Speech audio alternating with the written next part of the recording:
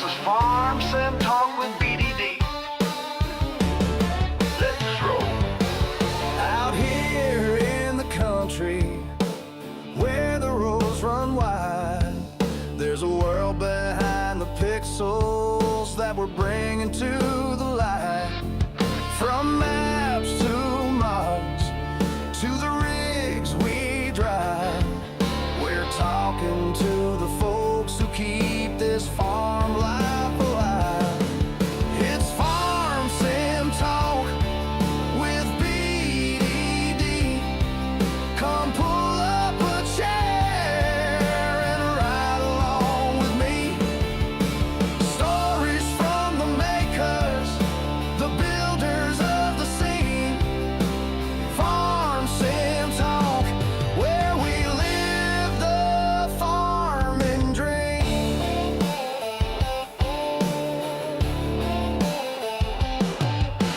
He's got questions rolling like a big John Deere, digging deep with modders so their voices we can hear. From giants of the code to the artists painting skies, he's shining up their stories like a brand new combine. It's Farm Sim Talk with BDD. Come pull up a chair and ride along with me. Stories from the makers, the builders of the scene. Farm Sim Talk, where we live the farming dream.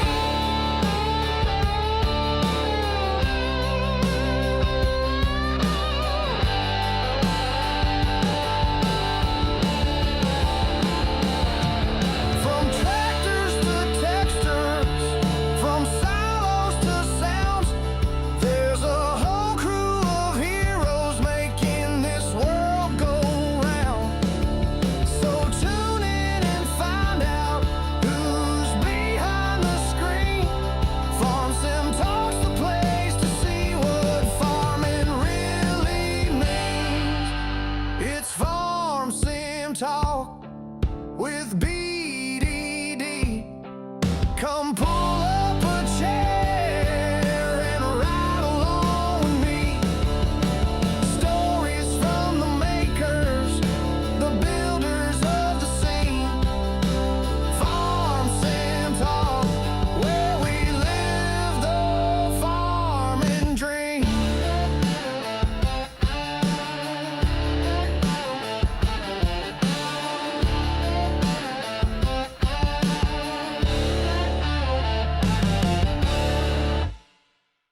How's it going, everybody? Welcome to the channel. This is Big Day Dave, and this is Farm Sim Talk, a show where we get to talk to other creators here in the Farm Sim community and get to know them a little bit better.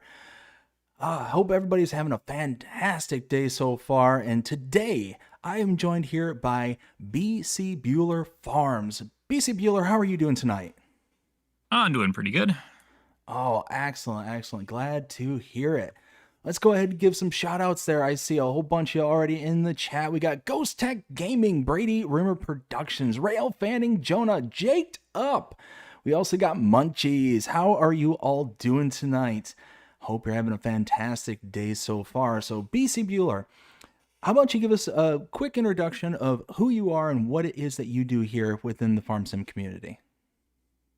Oh, I'm a modder making mostly all platforms mods, sometimes PC only, but I try to do as many of my mods as I can for all platforms because I like to see people enjoying and using my mods. And yeah. Absolutely. So, you want to tell us a few of the mods that you're responsible for? Yeah, you'll probably know me from things like the Swather pack, pickup headers in FS22, Volvo WIA, Mac grain hauling pack. Was a part of doing Edgewater with South Sask modding in FS22. That's kind of like some of the most popular ones. Excellent, excellent. And can you tell us where we can find you at? Yeah, there's my YouTube, Facebook, and itch pages are there on the stream or down in the description below if you want to check things out. Yes, if you're not familiar with BC Bueller, go out to the Mod Hub, go out to his itch, go check out his stuff. He makes some really quality stuff. Do you want to give any shout outs before we get going? I don't think I have any today. I guess I want to play. Yeah, most of my stuff is on the in-game mod hub. So if you want to find it on there, all you got to do is search BC Bueller, and it'll should bring up everything I've made, or maybe even some of the stuff I've helped other modders with. I'm not sure. Excellent, excellent. All right, well, let's go ahead and get into our first segment here. This one is called Digging Up Dirt. This is where we start to get to know who you are more personally outside of the world of Farming Simulator. So, my first question to you is, do you have a job outside of the modding world here in Farming Simulator, or is this your primary job? Yeah, I work on a research farm.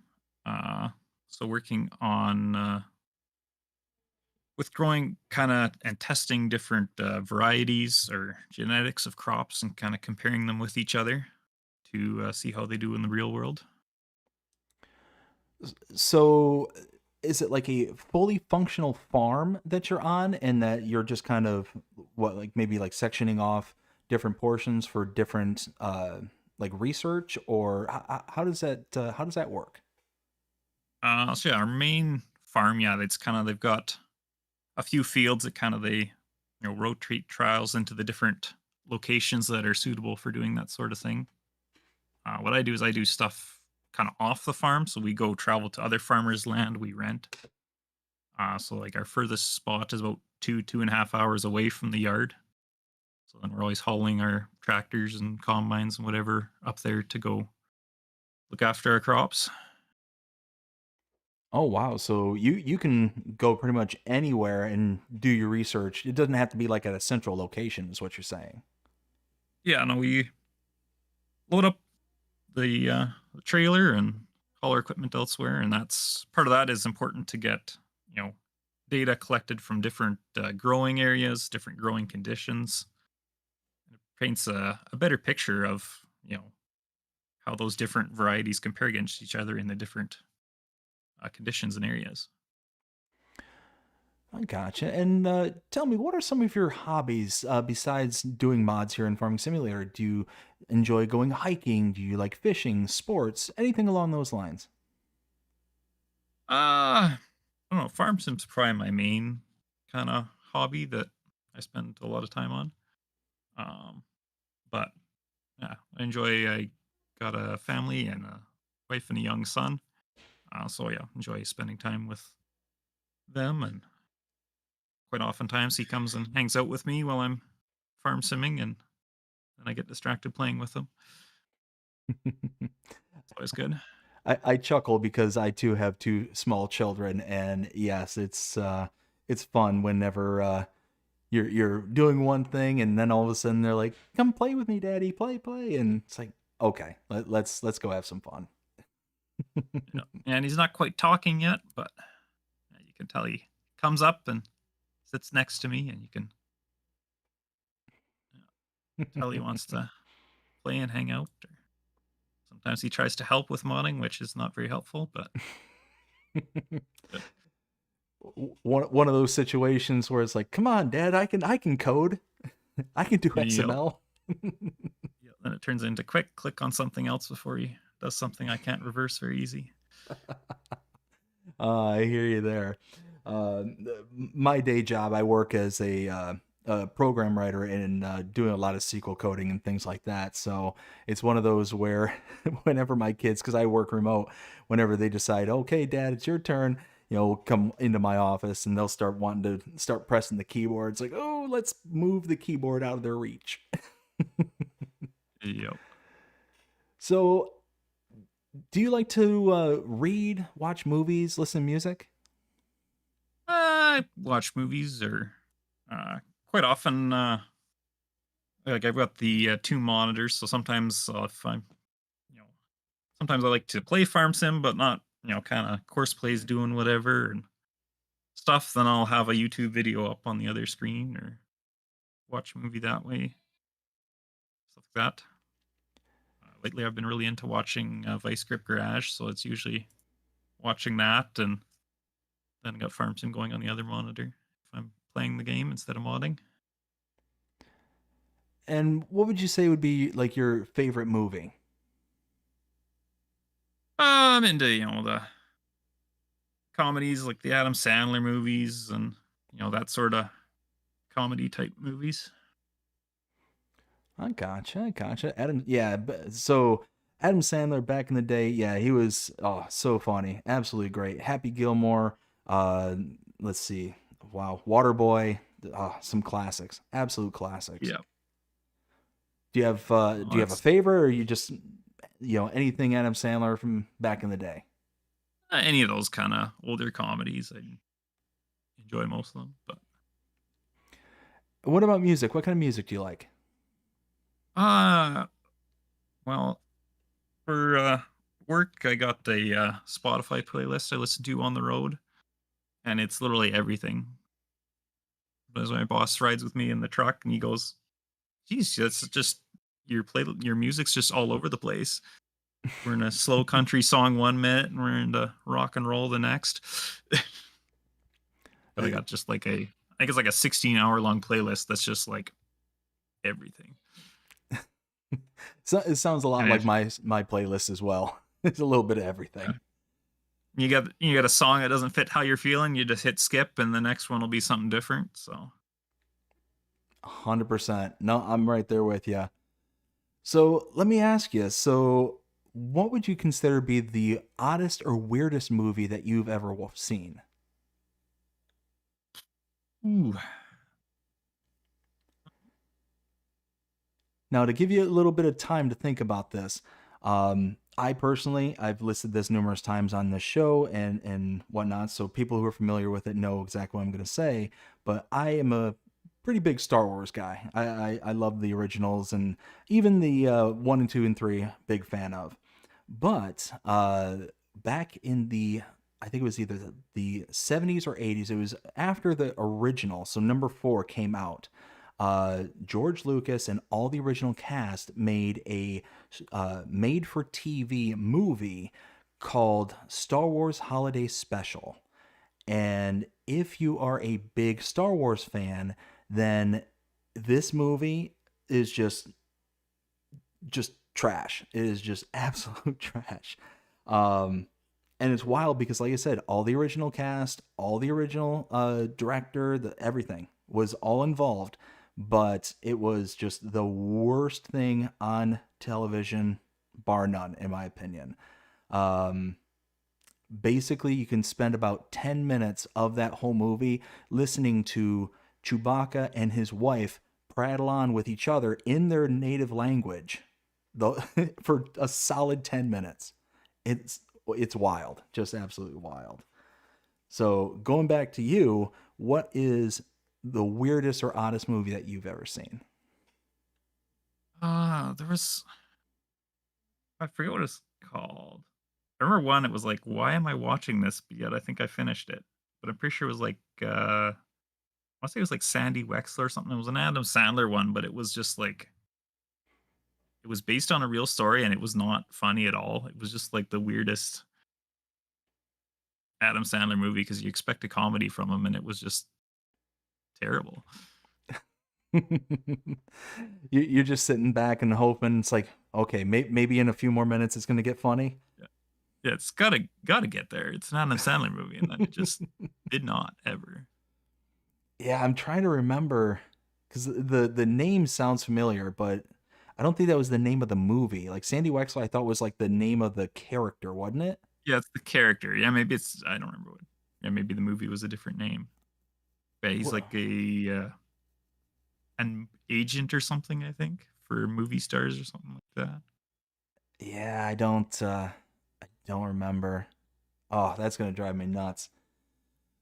All right, so what would you do if, for some reason, creating mods was no longer an option for you? Let's say your PC broke and you were just not able to replace it at any given point in time, what would you do as an alternative? I don't know. I feel like I'd get into either doing something with vehicles, like fixing up cars or something like that, or I feel like something like that would be my next choice. Are you a big car guy?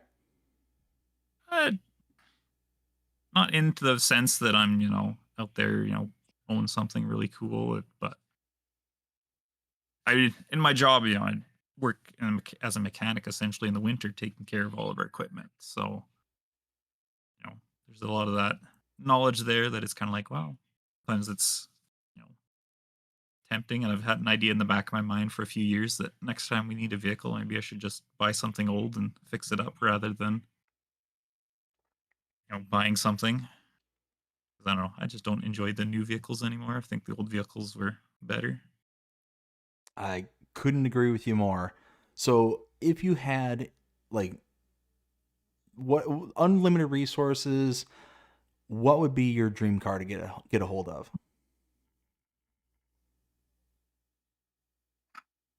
Something to like drive every day. It'd honestly be like a 90s GM pickup with the Cummins diesel in it.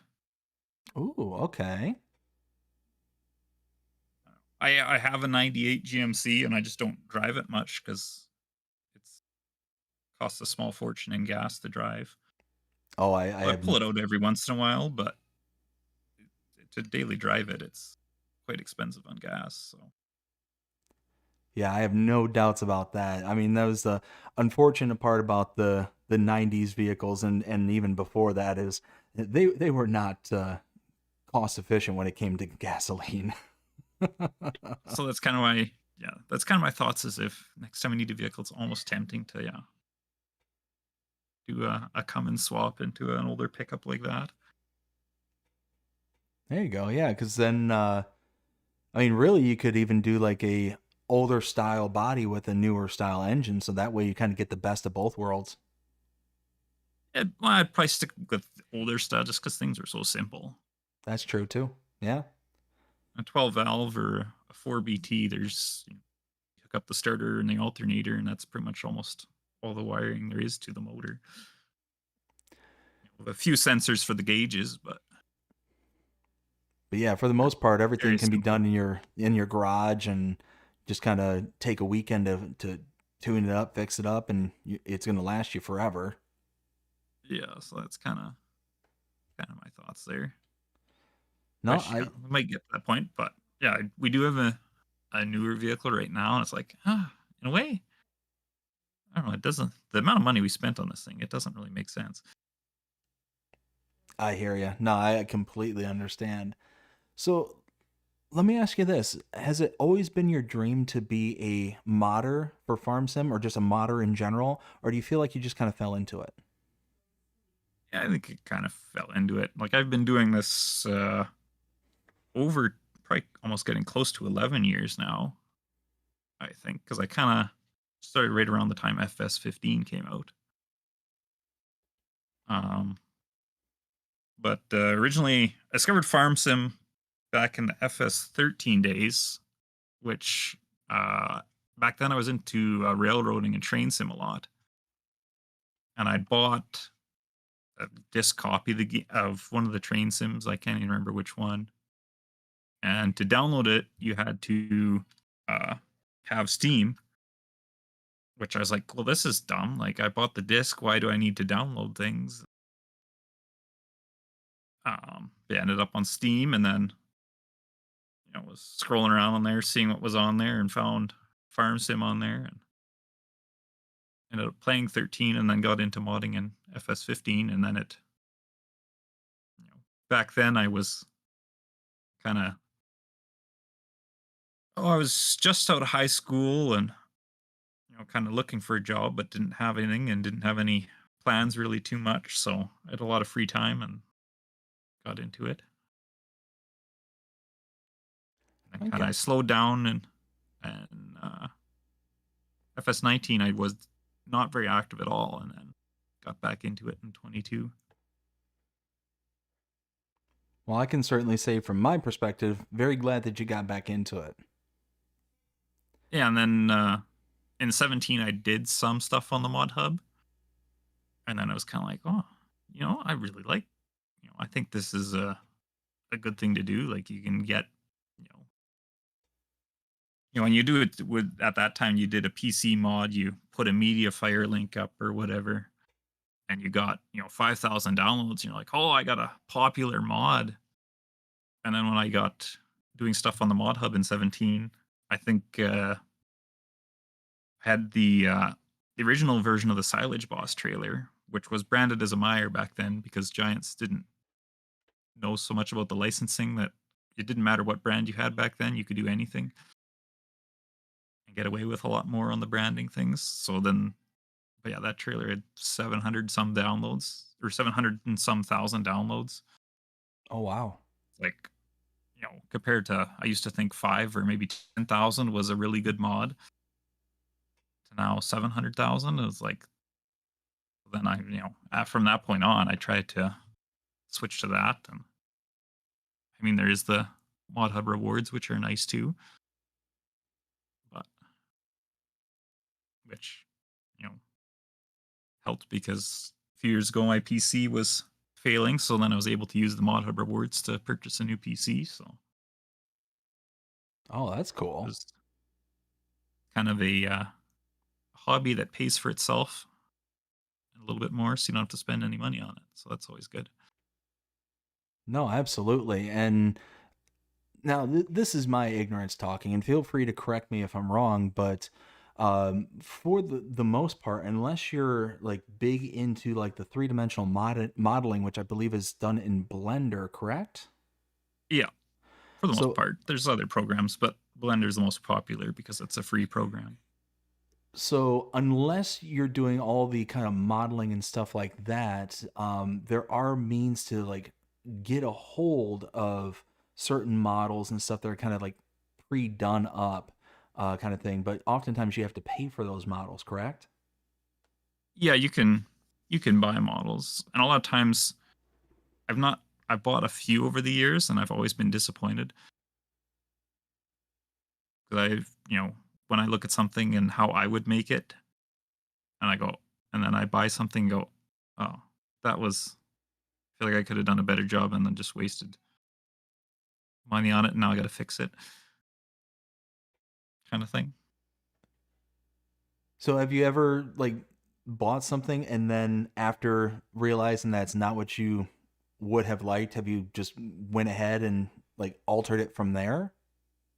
I had started to. So for 25, I was going to make the Versatile 1156, and the ones from the Plains and Prairies DLC before they had announced it. I had started working on it and got a bot model that someone kind of donated to me, and ended up getting it and looking at it. I'm like, oh, this is wrong and that's wrong, and so I started, you know, remodeling parts of it, make it more accurate and better. And then, which I'd been meaning to make that tractor. I think I'd wanted one since probably FS17, but never got around to it.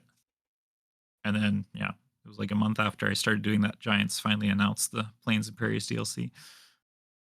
So I was like, okay, well, don't need to do that anymore because Giants model's already much better because they've done it from a 3D scan. So portions and everything is much better, even than I could make just by eyeballing it. So I gotcha. So, in regards to your modding, what do you think that you're not very good at? um Like, what would you say is your weakest part of your modeling game? Your modding uh game. I would say in some ways sometimes staying focused on a project. Sometimes it's like, you get procrastinating, you go, oh, let's work on this instead. Or like this week all of a sudden I decided to edit up my Meridian grain bin pack to add more brands to it. Partially because I was kind of like, the next thing I wanted to do otherwise was to make some more trailers for the bulk truck bed packs to go onto. And I kind of been procrastinating that. So then I ended up doing grain bin edit. instead. So is it Kind of that you're sometimes a distraction, but sometimes it's also what you need to keep things fresh is to all of a sudden take a break from a project and work on something else for a bit.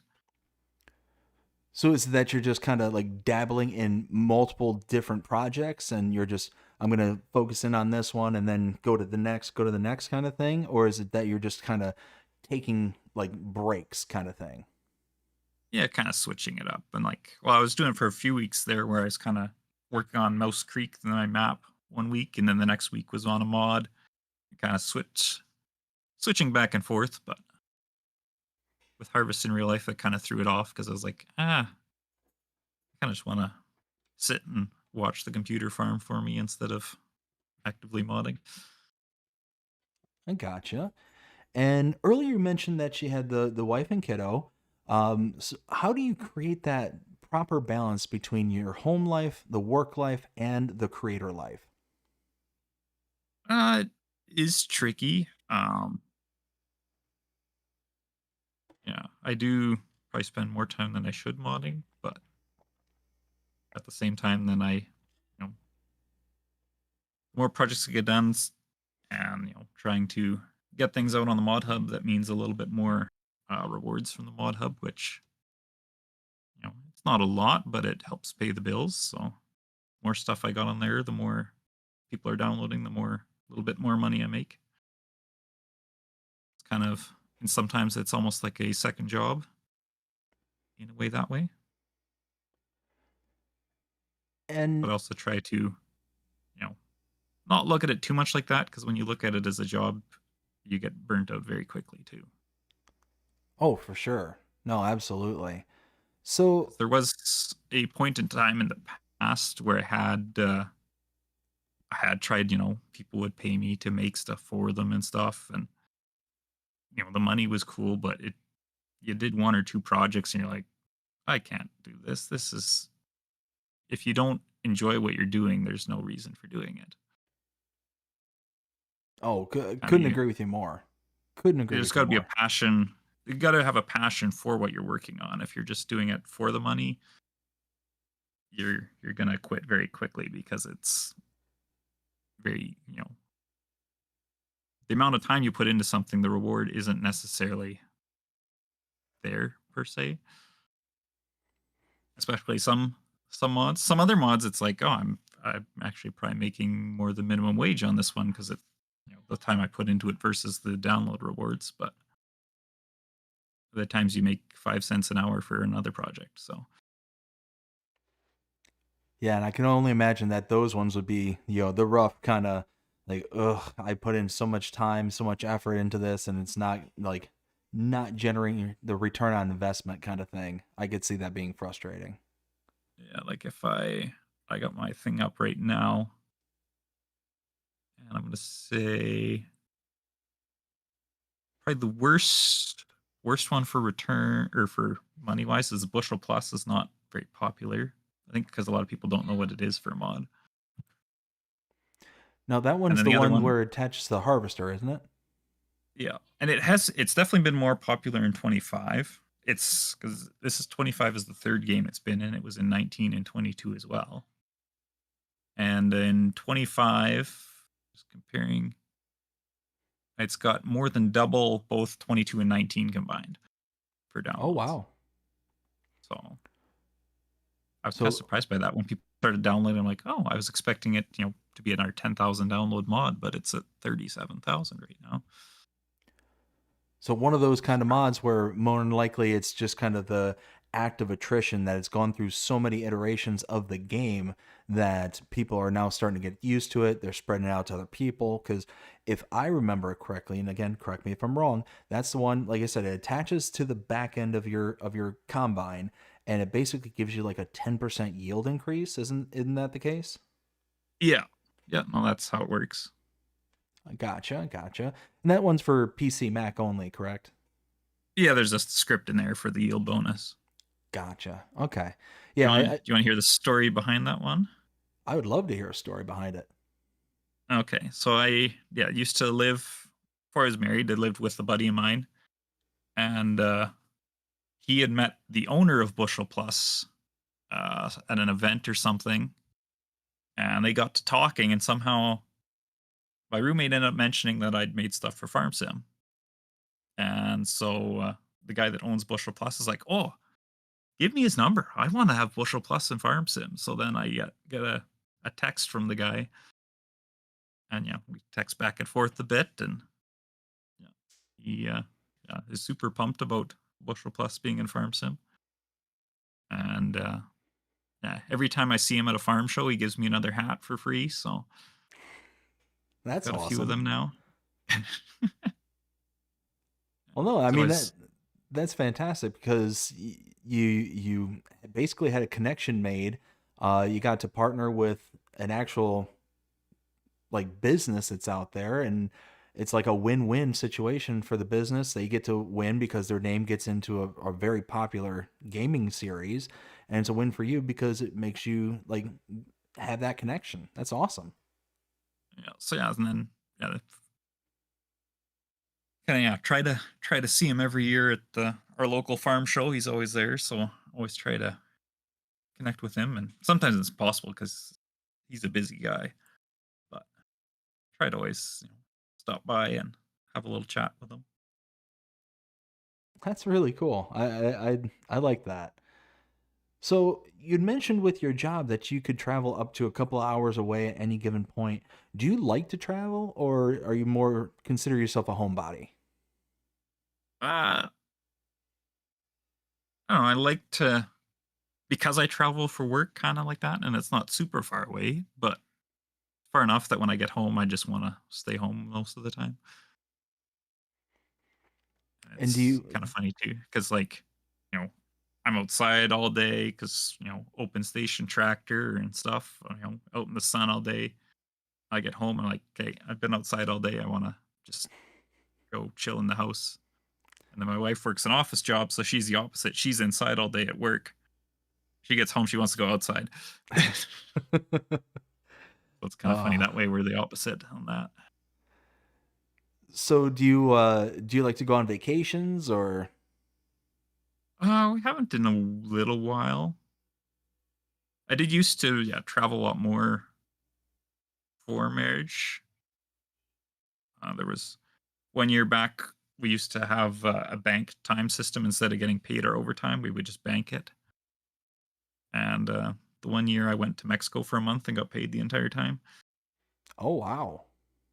So that was cool. And I went, yeah, it wasn't like a vacation. I went down to volunteer, but it was kind of, you got yourself down there. They'd feed you and give you a place to sleep in exchange for you, helping me out. I was doing lots of random stuff, some maintenance stuff and lots of just random whatever they need kind of stuff. But it was a really fun experience. Well, yeah, you got to go over to a foreign country, and on top of that, you got paid to do it. So I mean, that's awesome. Yeah. And it was a place I was familiar with. I'd been there a few times, Oh, okay. but it's an organization that kind of one of their things they do is they build houses for people who can't afford them. So I'd been down there to do that previously, so I was already familiar with the organization and the place. But so kind of when I Oh, was like got thinking like, got a month of bank time, be sweet. Go to Mexico for a month in the winter. And so yeah, I did it, and it was yeah a great time. oh, that's awesome. Especially because you got to like help out people who really can't do it for themselves. That's fantastic.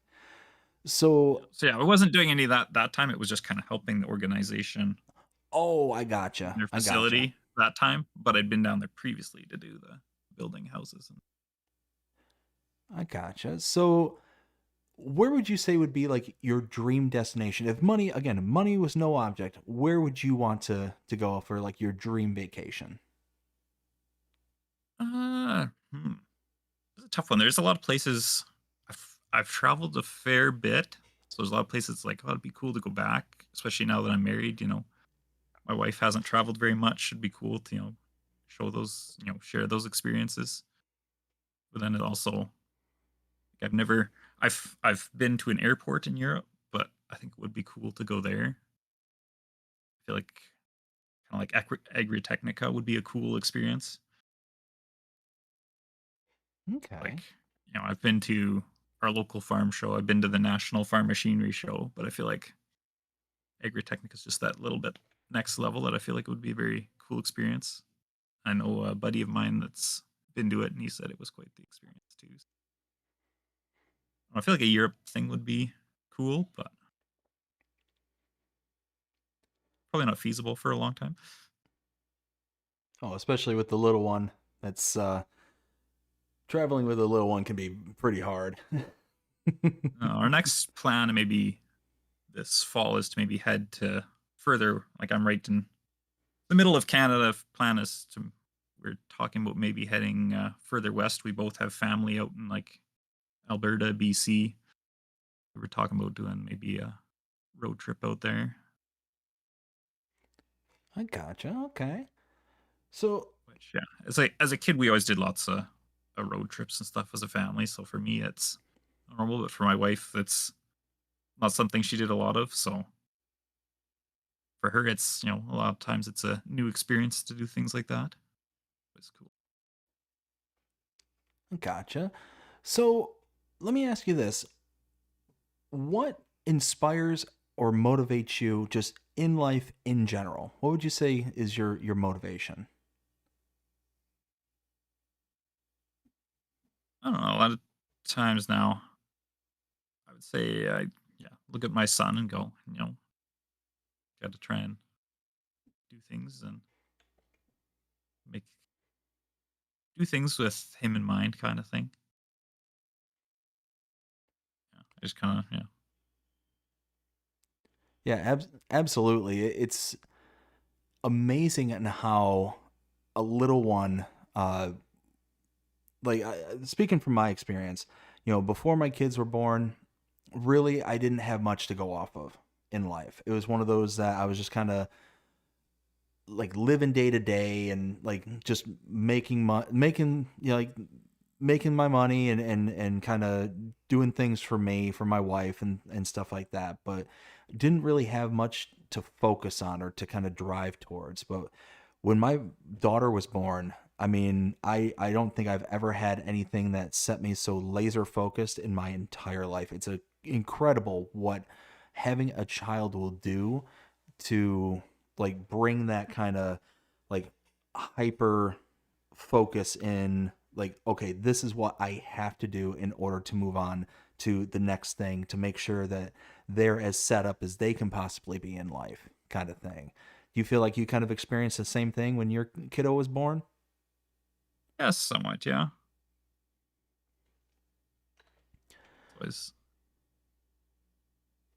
It's cool. My favorite one now is sometimes my wife works part time, so then sometimes she's home all day with him, and then I come home at the end of the day and open the door, and he comes running, and it's just this such a good feeling that. Yeah. And he, sometimes he just holds onto my legs and won't let go for like 15 minutes because he's just so happy to see me, and it's the greatest thing. Uh, I've got a big old smile from ear to ear because I know exactly what you're talking about. If I'm gone for any extended amount of time, and the kiddos, I go walking through the door, and like I said, my oldest she's 3.5. She's gonna be 4 in February, and my youngest is a little over 1 years old, and she's still got that. The youngest, she's still got that kind of.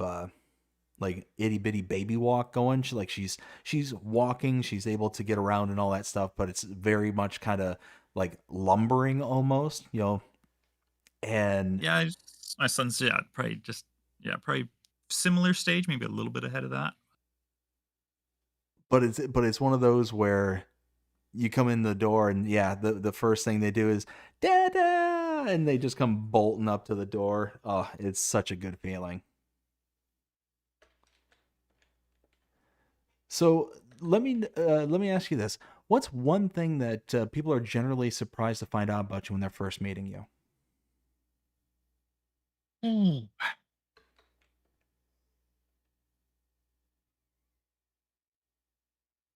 Trying to think.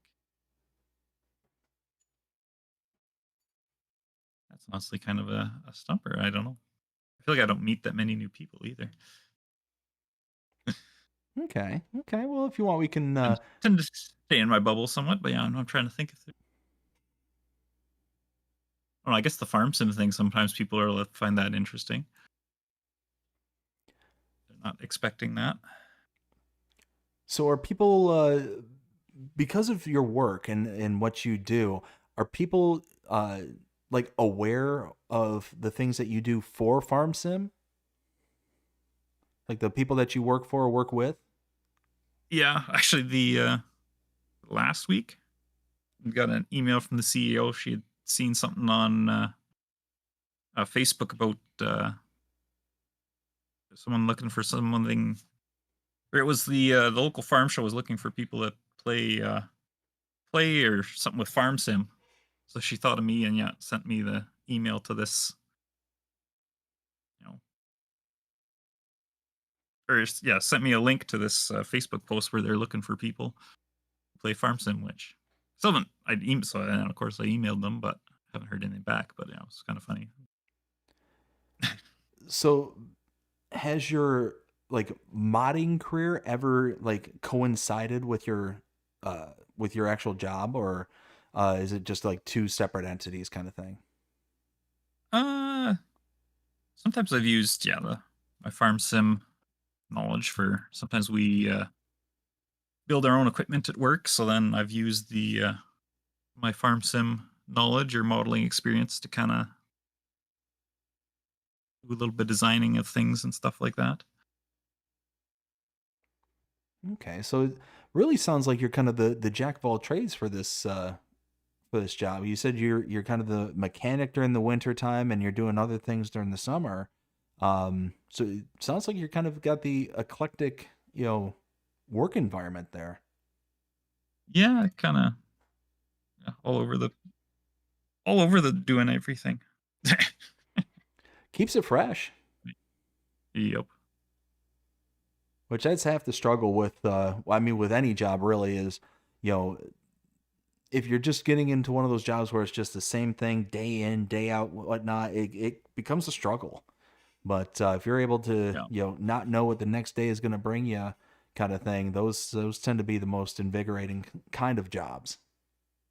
Yeah. So, Yeah. No, it's some days you go to work and you go, well, I don't know what I'm going to do today. And then somehow you end up staying busy all day, finding something to do. I hear you there. Completely understand what you're saying. Today was one of those days. It was raining, so there's not much normal work to do out and about. So yeah, I found a few random jobs, and I was like, well, I guess I could go wash some trucks or something to finish out the day, and ended up getting in one. And oh, this one needs an oil change. Okay, well, there's something to do. So one of those that on those days you don't know, you're in search of things to do. Yep. So what would you say is one of your biggest fears that keeps you up at night? Hmm.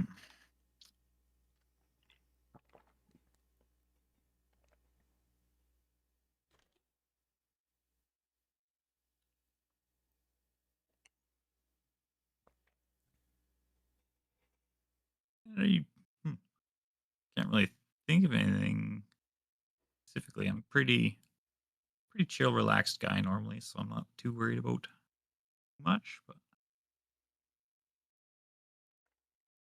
Gotcha, gotcha. Do you own any pets? yeah, we got two cats. That yeah, that was my wife's choice. It wasn't my choice. You more of a dog guy or I'm just well, we live in town, and when I grew up, we didn't have we had farm cats and stuff like that were out and about in the farmyard, but never had pets inside. So it's something over the past 2 years we've had them. I've kind of got to get used to having animals in the house because that was just something I never grew up with. I gotcha. So Who would you Yeah, go say? ahead. Do you have like do you end up watching like YouTube videos or anything along those lines? And if so, do you have like a favorite creator outside of the farm sim community? Yeah, lately I've been watching a lot of Vice Grip Garage, kind of on that automotive fixing and repairing theme. Been into watching a lot of him. Watch some GTA stuff. You know, Bay Area Bugs, Jeff Faviano, Civ Ryan, those guys. I enjoy that stuff too. Which have dabbled in the GTA RP stuff a little bit. Nothing ever super serious. There was kind of one group that was mainly farm sim stuff, but they did have a GTA server that would we used to go and play on every once in a while. And I would you just can enjoy, s sorry, go ahead. I just enjoy. Yeah, most of the stuff I watch is usually pretty light and you know makes you chuckle and laugh. Gotcha. So, would you consider yourself like a gamer? Like somebody, have you been playing video games for a long time, or is it more of a more recent thing? Uh, Like as a kid, we did play some, not a lot. We used to play. I don't know if you're familiar. 4x4 Evo, one I used to play a lot, or the American Farming series. I don't know if you're familiar with either of those. No, neither one of those are familiar to me. They're both about 20 years old, probably. Okay. Yeah, those are kind of the two I grew up on playing a lot of, and 18 Wheels of Steel, another one we used to play That one I heard of. a lot of. Yeah, so yeah, those were kind of the main ones we played growing up, and then once I was in high school, then I bought my own PC, and then got kind of more into it. So have you always been like a PC gamer or did you do any console gaming? I've always been PC. We do have a Nintendo Switch now, but it's just great if the want to play with my wife or sometimes people over, you play some Mario Kart or whatever, but Definitely a good otherwise party I've always system. yeah. But yeah, otherwise I've always just been play on PC.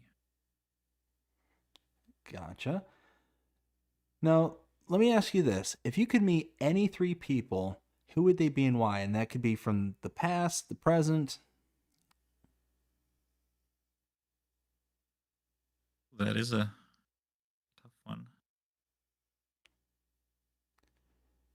Now, let me also go ahead and buy you a little time on this one. So, the reason I ask this is because it's kind of a window as in uh, who you deem kind of value kind of thing. So I've heard people say, "Oh, well, I would have loved to have met my grandfather. He passed when I was a little kid, or I hadn't, never got to meet him," kind of thing, and always got told stories. Or, "Oh, I'd love to be able to meet, I don't know, like Abraham Lincoln or whomever the case is." The point is of the question is it kind of gives us a window of who it is that you deem of value and who you would want to actually be able to kind of be in their circle kind of thing.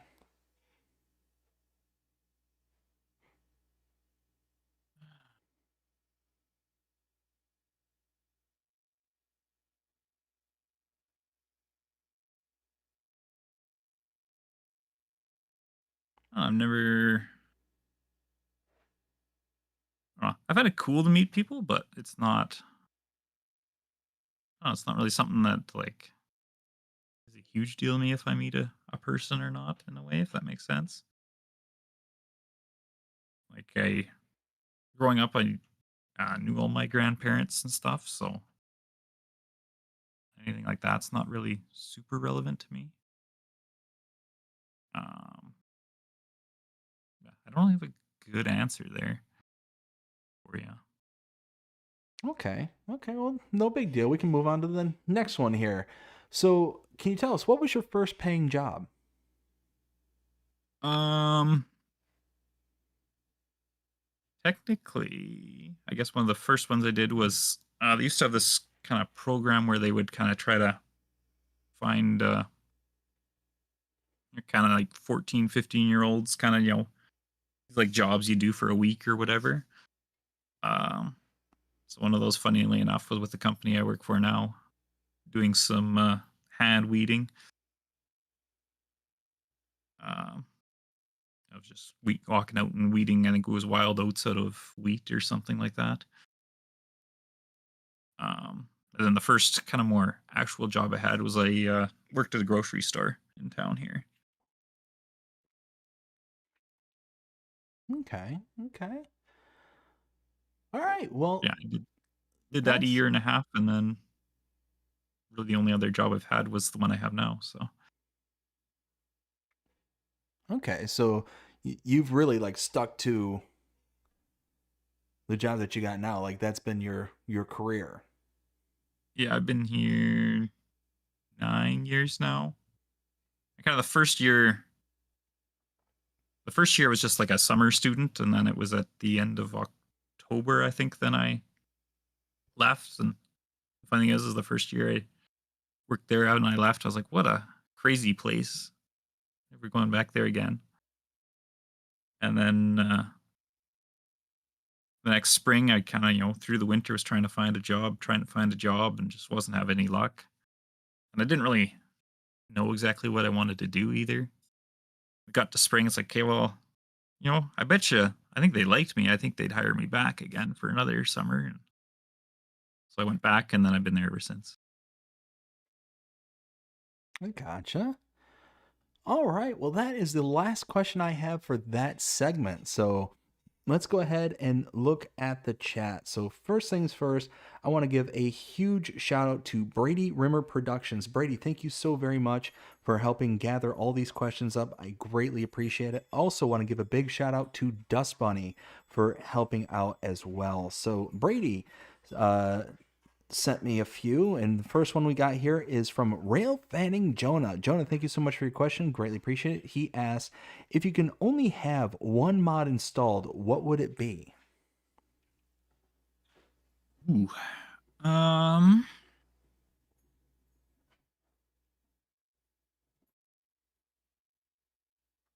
hmm, I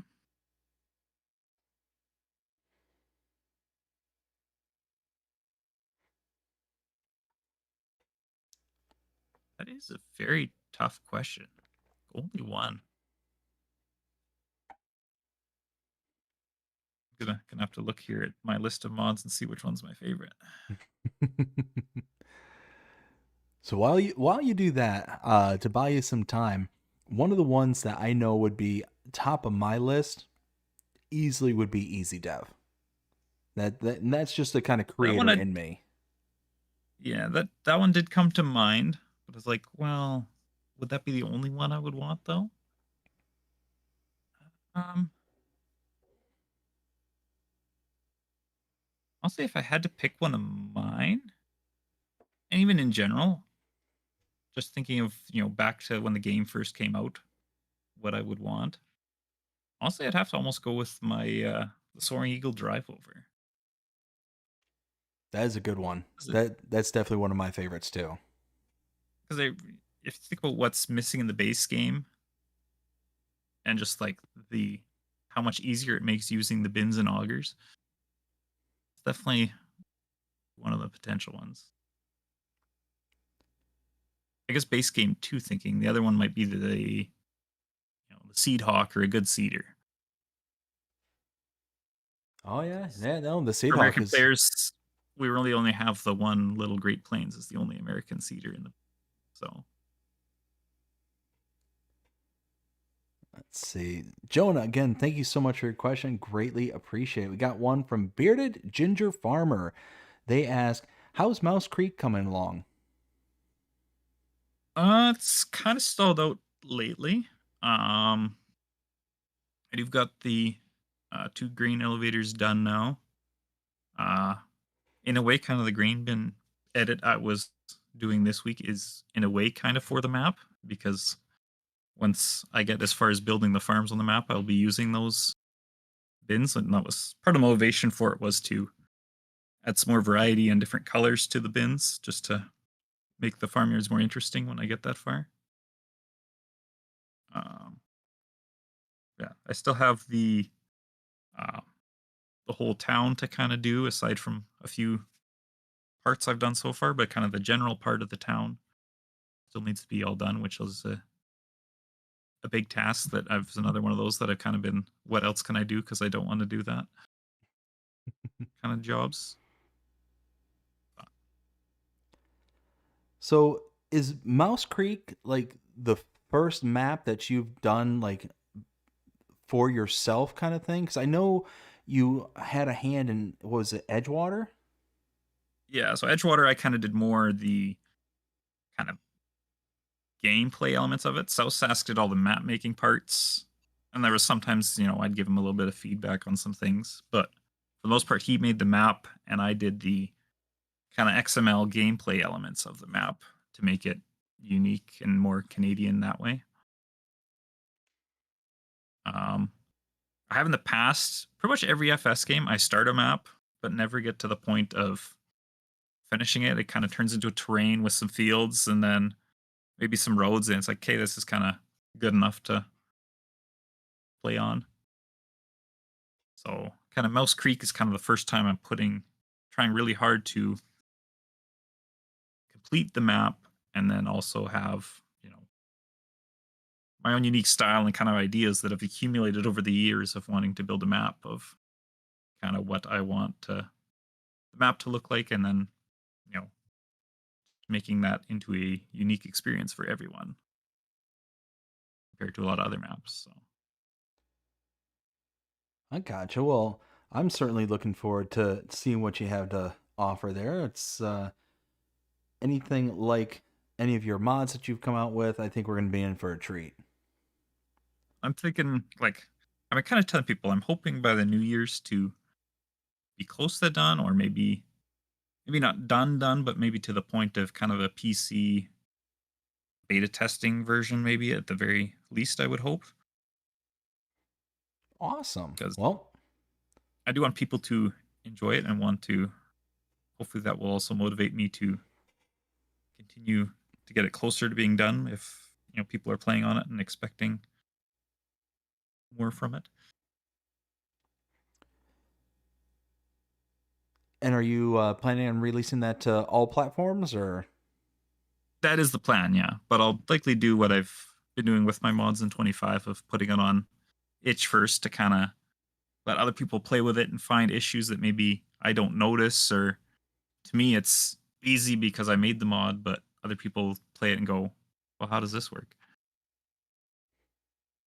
Makes sense. So kind of like a beginning like QA session kind of thing. Yeah. And I Right. found that seems to be me is, provided some good feedback that I'm able to put a lot of these things into the mod before it goes to the mods hub. And then there's less, major updates down the line where people should be, selling and rebuying things or stuff like that. Because nobody wants to download those updates. Gotcha. All right. Bearded Ginger Farmer, thank you so much for your question. Again, greatly appreciate it. We got one from Munchies. Munchies, how you doing today? Hope you're having a fantastic day so far. Says, what got you into the world of modding in FS? So yeah, I was back in FS15. I think what I kind of started with, one of the first things was actually the what's now known as the Winkler grain bed, the bulk truck bed pack I just posted on itch last week, or on the weekend, whatever it was. And that was actually one of my first things I made for Farm Sim, was that grain bed, because at that time there was no decent grain trucks. There was some, but there was never anything I thought was very good. So that was one of the first things I did.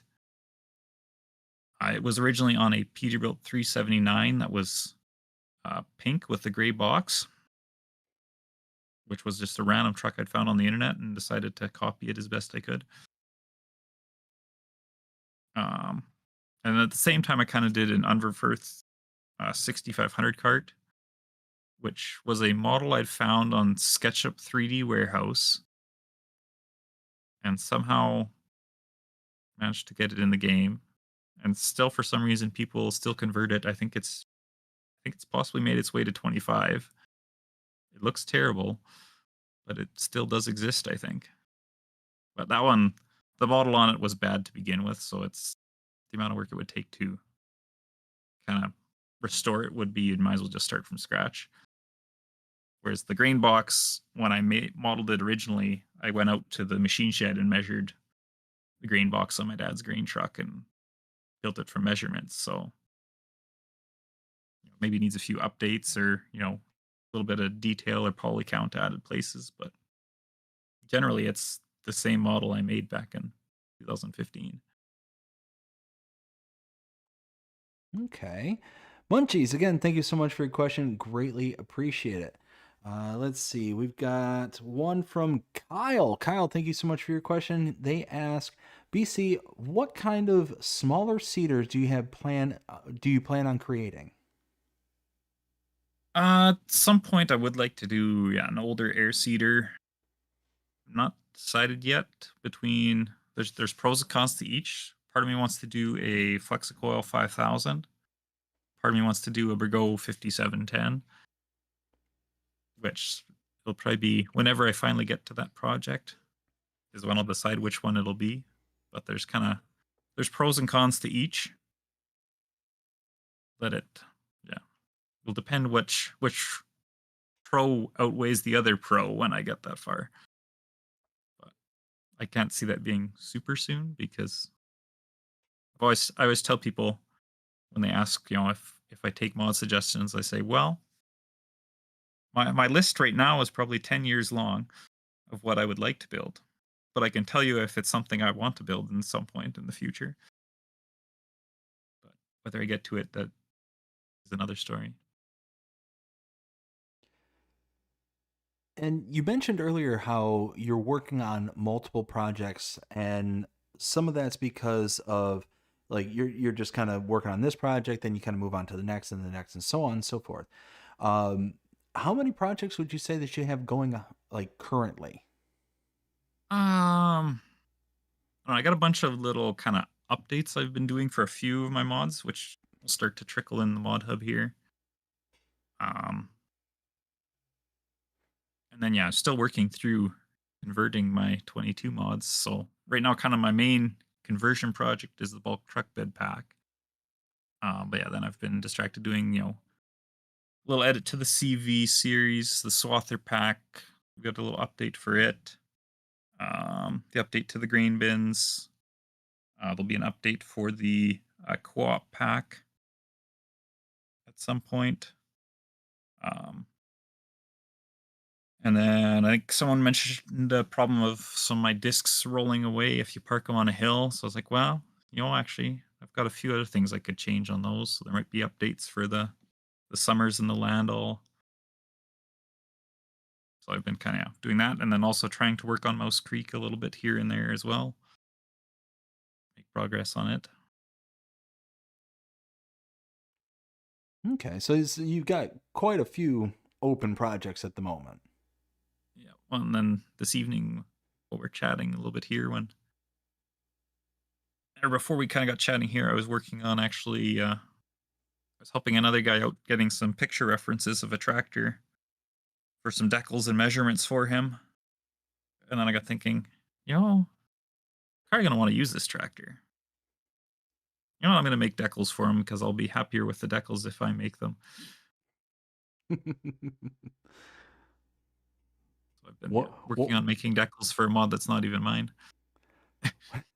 one of those where if you're gonna do a job, just do it yourself kind of thing. If you want it done right, do it yourself. Kind of, but yeah. I mean, he's doing all right on his own, but I was like, well, I've seen it in person, got the pictures, and I was out there looking at the tractor the other night, so I feel like my decal work is fairly good. Definitely not the best, but I feel like I'm pretty good at making it. Let's see. Kyle also has another question. Says, and would you consider making a smaller planter? We really don't have a small American planter. Uh, Not too likely, just because planters aren't. There's some around my area, but there's not many around here in real life. So it's kind of, to me, the air seeder is more priority to me. And actually, on the seeder thing, I just thought of another thing. The other one I wanted to do for a while too would be a set of like the old box drills where you hook 3 or 4 or 5 of them together to make one bigger seeder. Okay. I had started years ago on making one and got as far as making one piece of metal with the bends in it, and then never opened it again. But that was another one I'd started and then never went anywhere. I gotcha. I gotcha. I just so happened to look up and I saw Cavalier Roy in the chat. The sad thing is about modding is your work is never truly finished. Yeah, I could see that.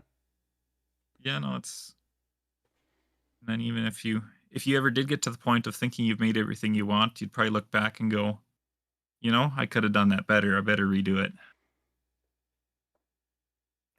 I could see that. I could 100% see that because I've got the mentality of I'll get something done, I'll send it out, and it's right. It's the way it needs to be, and somebody will say something. And it's like, oh, I should have thought of that when I was developing it, or I should have done X, Y, and Z. I could have done it this time, and yep, no, I hear you there. Let's see. Kyle, again, thank you so much for your questions. We got another one from Munchies. He says, how did you learn to do modding, 3D design, and XML? Soft taught. And what advice would you give someone wanting to get into modding and learn the craft? Yeah, I would say I'm mostly self-taught. I'm pretty good at, looking at something, figuring it out. Sometimes consider myself a bit of a MacGyver in the modding, scheme of things. The figuring out the swathing in 22 and getting it for all platforms is kind of an example of that. I'm pretty good at looking at something and going, what else could I do with that? Another one would be the Fiber Dash. That runs off the script for the seed treater from the AGI pack. Is Holy how that mod smokes. works. Yeah. That makes Which, yeah, that so was much part of, sense. yeah. Because Sorry, that but is a thing that takes the seed, a grain and the seed treatment and mixes it. And I went, chemical and water. Perfect. the But that was a moment part of the whole Edgewater series of, okay, we got Edgewater. Okay, now what we're doing swathing. Okay, I need a swather, pickup header. Like, oh, you know what we got in the country? Community wells. Okay, you know what we need the community wells for? Water for spraying. And then it was a whole chain of mods that came from, we need this for Edgewater. This is equipment that makes sense. I tell you what, that when you said that it uses the AGI scripting for it, the moment you said that, like my brain just almost exploded. It's like, how did I not see that? Like, how did I not realize that prior? But it makes so much sense. And that's why in 22 I was hoping that it could go to consoles because I'm like, well, this is a Giants script. We could just all you need is to have the AGI free DLC enabled, and then it works. But unfortunately, Giants wouldn't accept that. So that's why the 22 version didn't use the water because it couldn't use that script. But now in 25, that script's a part of the game. So now it works. There's no PC console version. It's only one version of that mod. That's awesome. That's really cool. And Let's actually, see. I just got thinking the other day with the release of the shipping containers, that you can walk up, open the door. So now at some point I need to go back to the Fiber Dash and try and rescript things so that you can just open all the doors on foot using that same scripting rather than all the mouse controls where you have to hit shift and control and or whichever, or if you're on controller, whatever the button combos are to open all the doors. Because even I know I made the mod and I'm like, this is not ideal, but there wasn't any other way to do it. But now that the script for the shipping containers and opening the doors is in the game, it's like, okay, now I gotta go and overhaul them to use that script instead. Oh, that's awesome. Yeah, I'm just like I said, I'm kind of in awe that it was something that was repurposed like that, and it's almost like, how do I describe it? Like, have you ever had something just sitting right in front of your face, and then all of a sudden you almost put two and two together? That's how what I'm experiencing right now. It's like that just made like everything just click. So but then I guess I didn't really answer Munchie's question either there. Yeah, it was kind of, yeah, I've learned a lot myself and figured it out.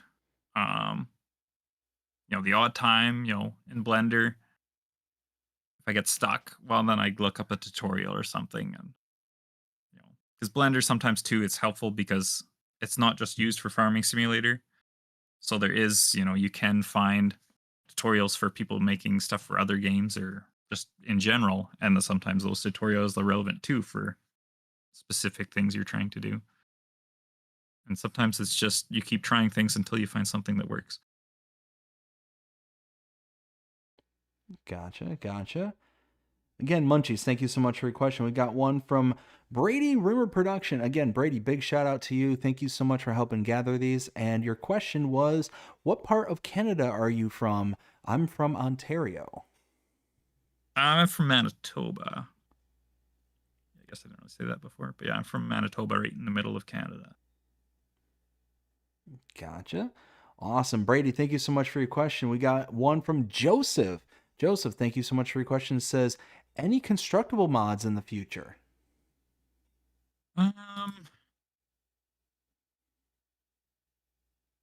Have an idea for my map, but it'll be a part of the map, the idea I'm thinking of. I'm not going to spoil it though, because I feel like I want to save it for when it's actually there and ready to show off and functioning. But it's kind of along those lines. Fair enough. A constructible thing. Fair enough. I will absolutely be waiting with bated breath to see what it is. I'm like I said, I'm excited. I'm excited to see what your map's going to look like, and something that's going to be like purely your map.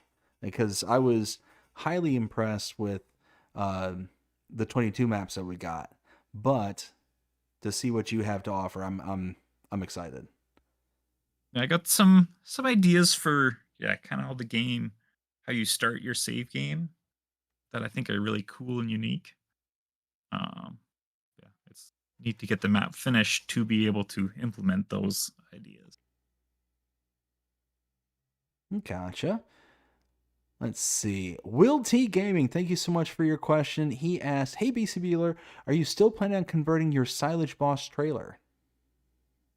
Yes, I am. And that one might be next after the bulk truck bed pack, just because there's already the silage bosses in the bulk truck bed pack. So it's pretty much the same, and it should be a very simple conversion to do. So Excellent. Let's see. And I believe that's all the questions I have at this point in time. So now we're going to roll into our second segment. This segment's called Meat and Potatoes, emphasis on potatoes. This is where we're going to get to know you for more of your content rather than who you are personally. So my first question for you is, when looking at the Mod Hub and seeing all the various stuff that you have out there, through my observation, I see the Agco Swather Pack, the MacDon Pickup Header, the Elmer Super 7, Volvo WIA. You got the International CV Series, so on and so forth. You got almost a whole page worth of mods that are available for PC and Mac and for consoles. So you've got a pretty wide array of different styles and different types of implements that are available out there.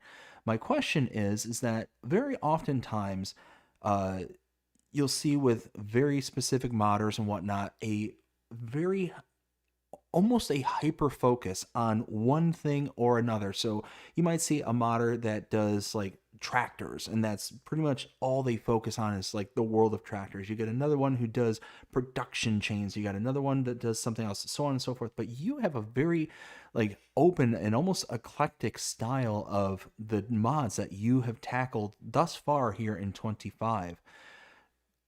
What kind of decision making do you go through when it comes time to decide, okay, this is the mod I'm going to work on now?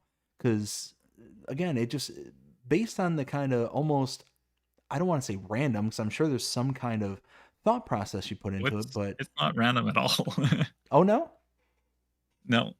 So yeah, like I was saying it a little bit before, but like for example in 22, let's go back here to when it started. So yeah, 22 I started with the versatile New Holland four-wheel drive tractors.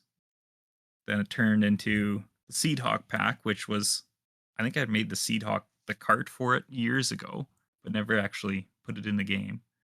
And then Forward Ag and I got kind of talking, and they started in-gaming it. And I'm like, well, need a smaller drill for it. So, and honestly, the Seed Hawk is the first thing I ever did like flexible hoses on. My modding tip of the day is don't learn to do hoses on an air seeder. It's the worst thing to learn hoses on because everything is hoses.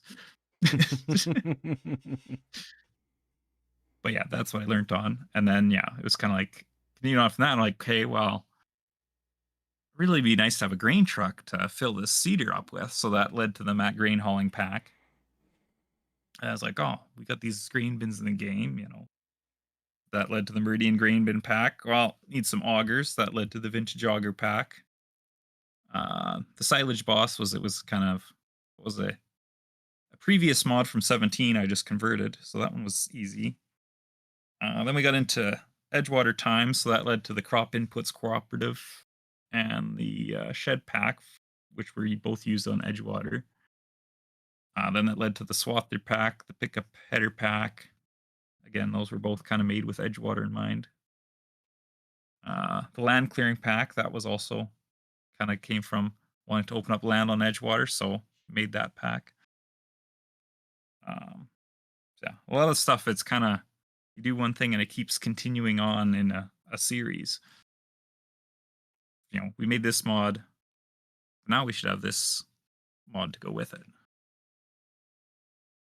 Okay. No, and that makes, I mean, complete sense. Yeah, because like I said, from my observations, you can almost see like a clear delineation of what certain modders are, whether they're into or what they feel is lacking in the game, whatever the case may be.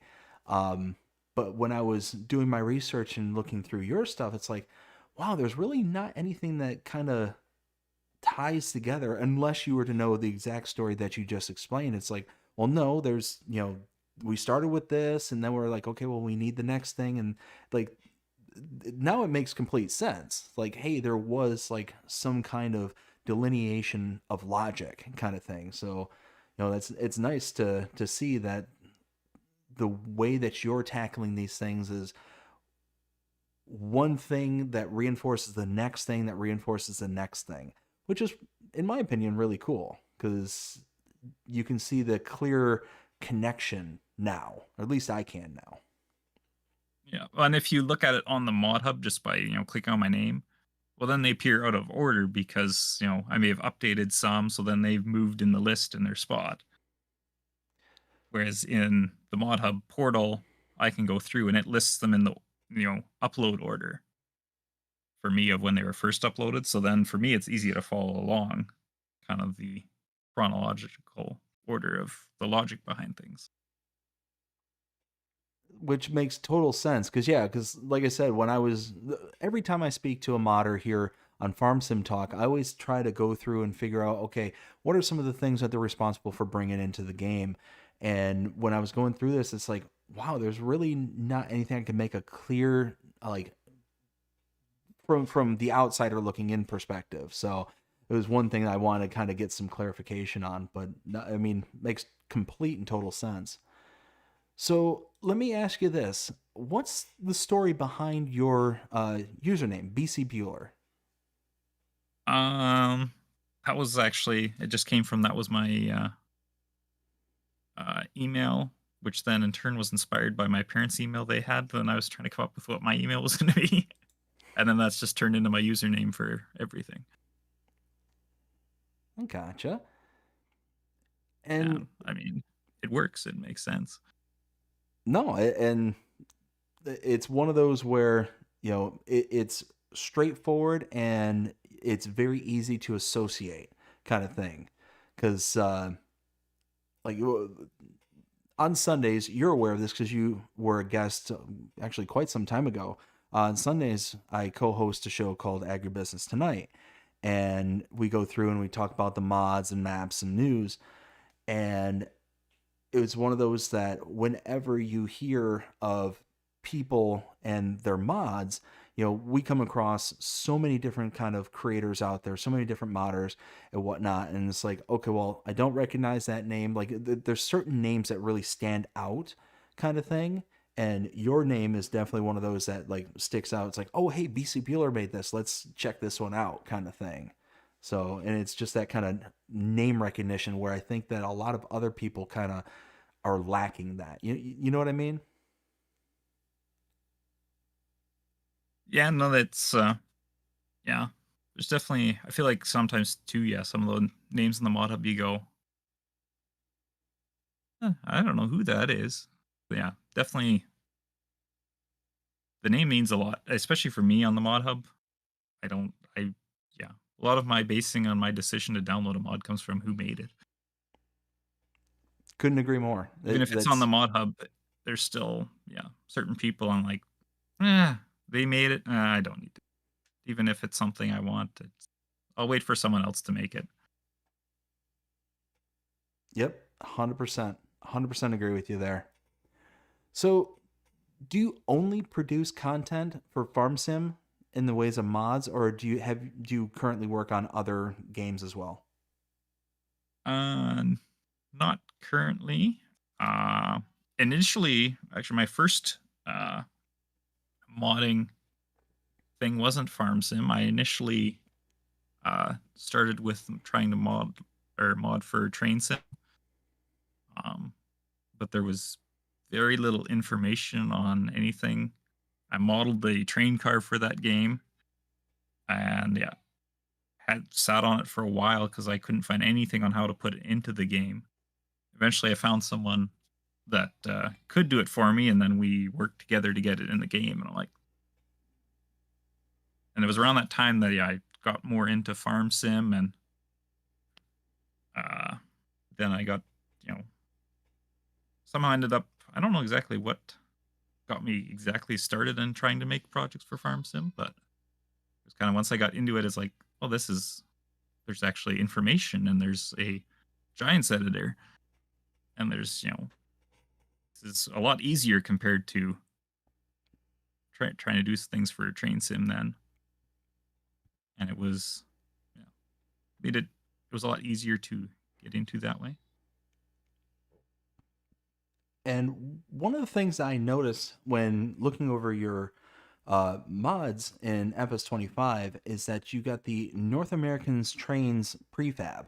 Um, do you think that when you made that, was that kind of maybe an homage back to when you were doing the mods for the trains, or was this just something that No, you wanted to have in the game? that one started with No Creek Farms needed a train for his Loma map, and so he had reached out to me because I made him one for his or no. which map did I say? No, he needed one for his Ray County map in 25. But I had helped him in with Loma in 22. That's what I made a train for him then, based on I'd basically kind of taken or he had seen the one on I did for Edgewater, and so he asked if I could kind of do something similar for Loma, and then in 25 he asked for if I could do one for that his new map, and then it turned into, wow, I'm going to all the effort of making this, and I think that was around the time I was already starting to think about making my own map. Maybe no, I'd already started on Mouse Creek then. So it's kind of like, well, I might as well do it in the railroad I want for my map. And that turned into, I might as well just make all the railroads, and then, every modder with a North American map has a relevant train for their map. And so, yeah, it was kind of just, it wasn't one, I wasn't there to, try and earn anything or anything. It was just to provide a good asset for other modders and mappers to use on their maps. Was the main goal behind that. Well, that's awesome. That's certainly a betterment for the community. So what was one thing that you never expected when you started creating content? And some examples that I give are the sense of community, any kind of unexpected backlash. What's one thing that you never expected to happen but ended up happening? I don't know, some of the uh, all the different random people I've chatted with over the years. And sometimes my wife is like, she's weirded out by it. She's like, "Why are you talking to strangers on the internet?" I enjoy it. It's always fun. I know No Creek and we've spent quite a few evenings chatting while I've coached him through things with his map making and different things. And so, yeah, I always enjoy talking to random people. It's interesting to learn and get to know them too. One of the other ones that probably when I started, I never would have thought doing the Mod Hub thing and the downloads. In 2015, it would have blown my mind how many people have downloaded my mods. Oh, I'm sure going from, way back when to now, I'm sure like 2015, you wouldn't even be able to fathom like the I remember numbers. back then it was, I remember back 2015, yeah, it was, most of your mods, you'd post a Mediafire link on your Facebook page, and, you get thinking, oh, this one's got 5,000 downloads. That's like all the people in my town and the next two towns over combined. Geez, that's a lot of people. And then in 17, I did my first Mod Hub stuff, and I remember thinking, I think the first time one passed 50,000, I'm like, geez, that's the nearest city. That's like everyone in the city downloading. And then now it's, if I look on my Mod Hub now, it is just shy of 17 million downloads. Wow. It's crazy. Yeah. 70 million, Is 70 million? no 17. Still, wow. Yeah, I'm what would that be? 18,000 downloads away from 17 million. Wow. Should be within the next few days. I'll pass that mark. That's amazing. And I mean, number one, congratulations. It's very well deserved. I mean, again, I am certainly a fan of your mods, and I know a lot of people here are as well. So that's amazing. Congratulations. on my personal goal at the start of 25, I was like, you know what? FS 25, my goal is to pass 25 million downloads. That just makes sense. That would be a pretty good goal to shoot for. That'd be a pretty good And one. then, yeah, 25 for 25. I'm definitely, I wouldn't be surprised if I pass it next year. Not even, it won't even be like close where it's like, oh, will I hit it? Will I not? It's like at the pace it's going. Like last month, I think it was 550,000 people downloaded mods. So Which is nuts. this is not the first time that you've been interviewed for your work here on Farm Sim, correct? That's true. Yeah. Do you want to elaborate for those who are not familiar with your other interview? Yeah, I've been in the Farm Sim magazine. That was last year. I think it was just before 25 came out. I don't know the issue number off the top of my head. Yeah, I was in that one. I've been on a few other podcasty shows before too, here and there. But the Farm Sim magazine was, yeah, definitely a cool thing to be recognized on by Farming Simulator. That is That's extremely highly impressive because it's one of those where like the company themselves are actually recognizing you and putting you in the spotlight kind of thing.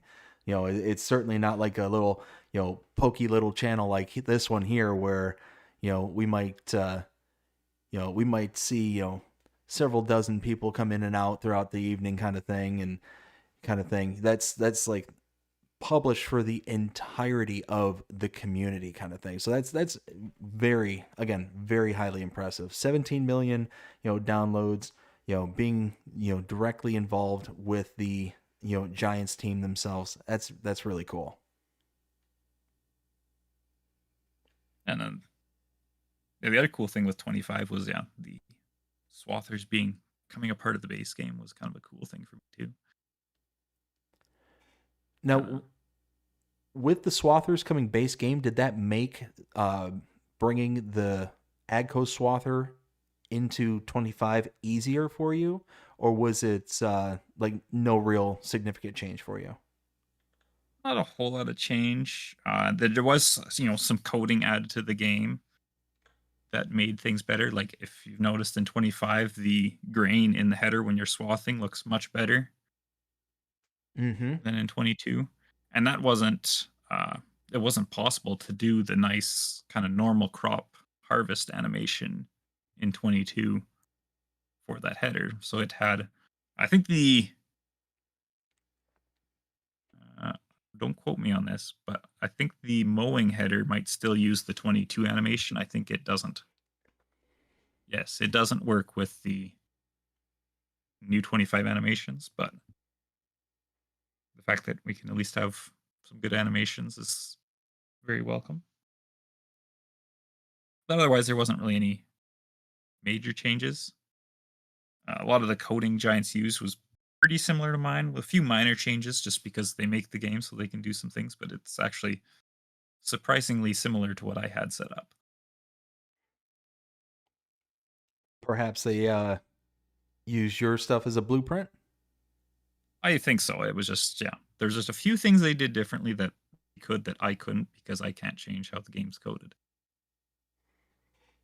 Gotcha. Now, do you ever do any modding that you have no intention of releasing to the public? Like this is a mod that is for me and me alone, and I'm not gonna release it. Or are you just solely focused on trying to get it out for everybody to work and play with? There's the odd, little edit I'll do to something that's kind of like, yeah, it's not worth posting. Um,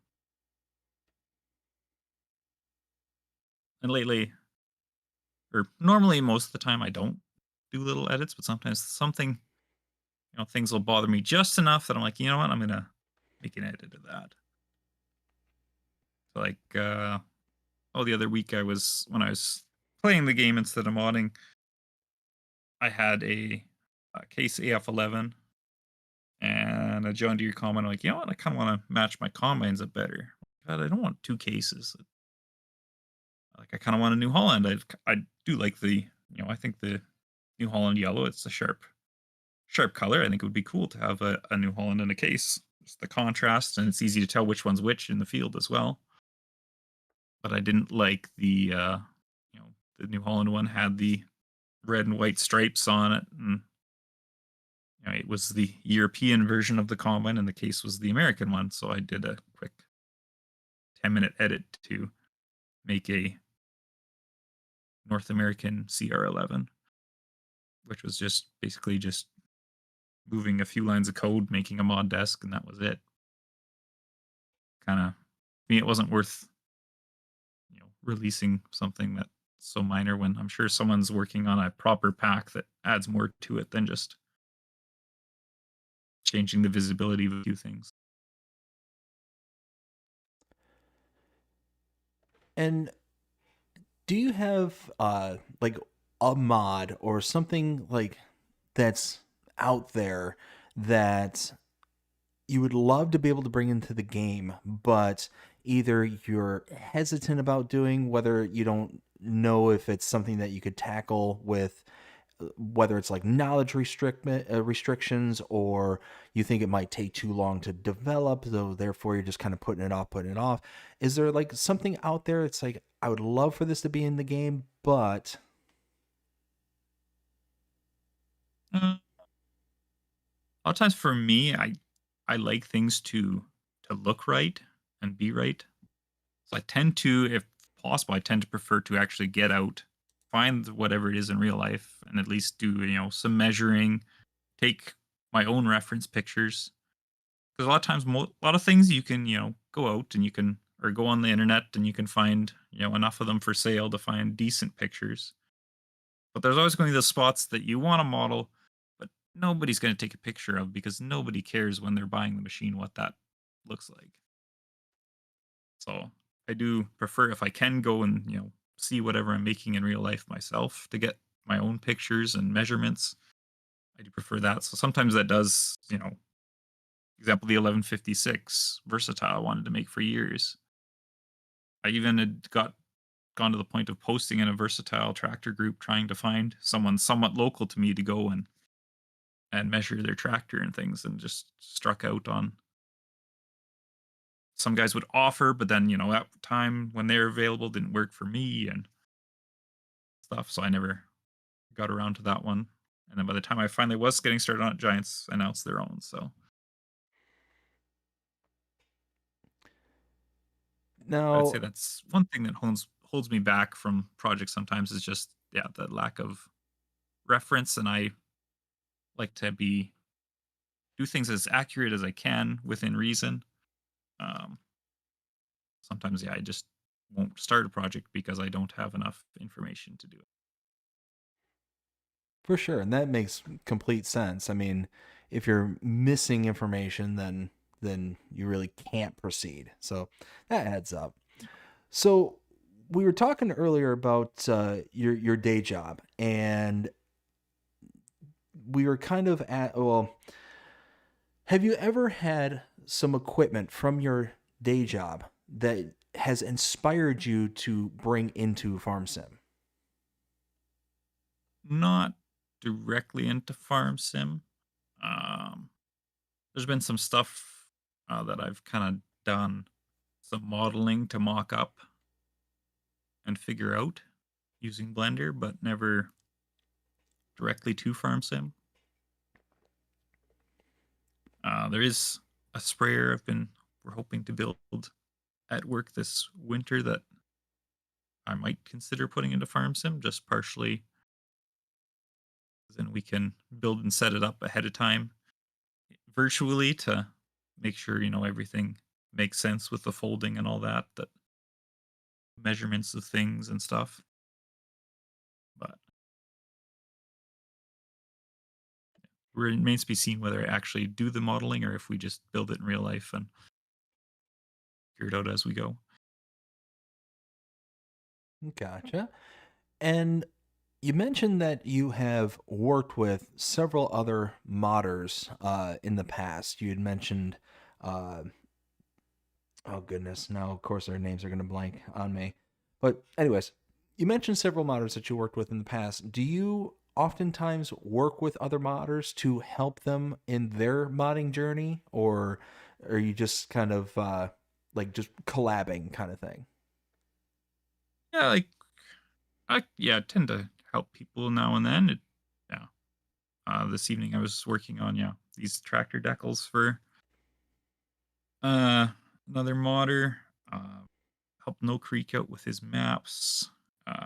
So Sask and I partnered with Edgewater, made the map, and I made it the gameplay kind of matched the area it was based on.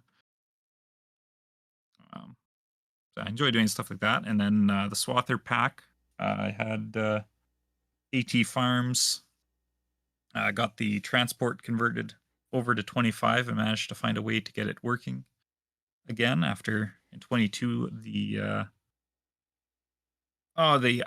DLC with the forestry and that they changed something with the straps and it broke the transport, so I removed it from the pack because it just didn't work anymore. And so he managed to get it working again in 25, so that's back in the Swather pack for 25 again.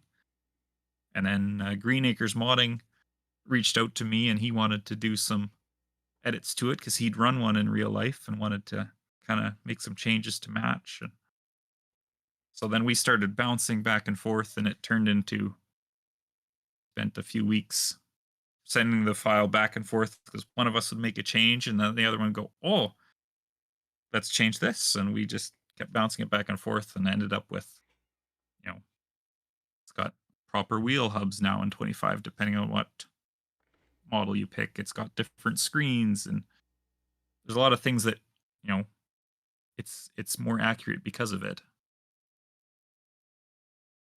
I gotcha. What would you say was the longest mod to create? Like the most amount of time taken for a single mod? 100% would be the Fiber Dash. Would you say that was I the think most difficult one to create, or? I would say so, just because the scale of it and the amount of pieces to it and the scripting behind it. There's a lot going on with it, and it's a lot of time messing around, tweaking something. Does that do what I want? And going back and forth between, you know, the XML file and the game and tweaking and there's just it's a whole different model and everything. So I think that one start to finish was close to a year. Mind you, there was breaks in between and stuff, but it was a very long time spent on it. But I think I had started modeling it, got to a point of I'm kind of stuck. I need more information to continue. And then you know, I think I went and did some other things for a few months, waited till we had a farm show, and actually met with the fiber guys in person because I tried emailing, phoning them, trying to get a hold of them to try and be like, hey, you know, I'm working on this. Would you guys be able to help me out? You know, send some information over. And they kind of, I think there's been a few modders in the past that have done that, and they're like, we don't know who you are. You're just a stranger on the internet. We don't really want to send you our files and our information we use. And so I waited till the farm show, went and actually talked to them in person, and the guy's like, oh, you're local, and, you know, I think this is really cool. So then, you know, then actually meeting them face to face, they're like, yeah, well, we're interested in doing this. And then, yeah, helped me out lots with sending different information. And they even, I think they sent me a video of one of the guys rolling under the trailer on a creeper so I could see what the underside of the trailer looked like. And yeah, they've been very helpful in that. And then from there, then I was able to start putting all the pieces together and modeling everything and all that.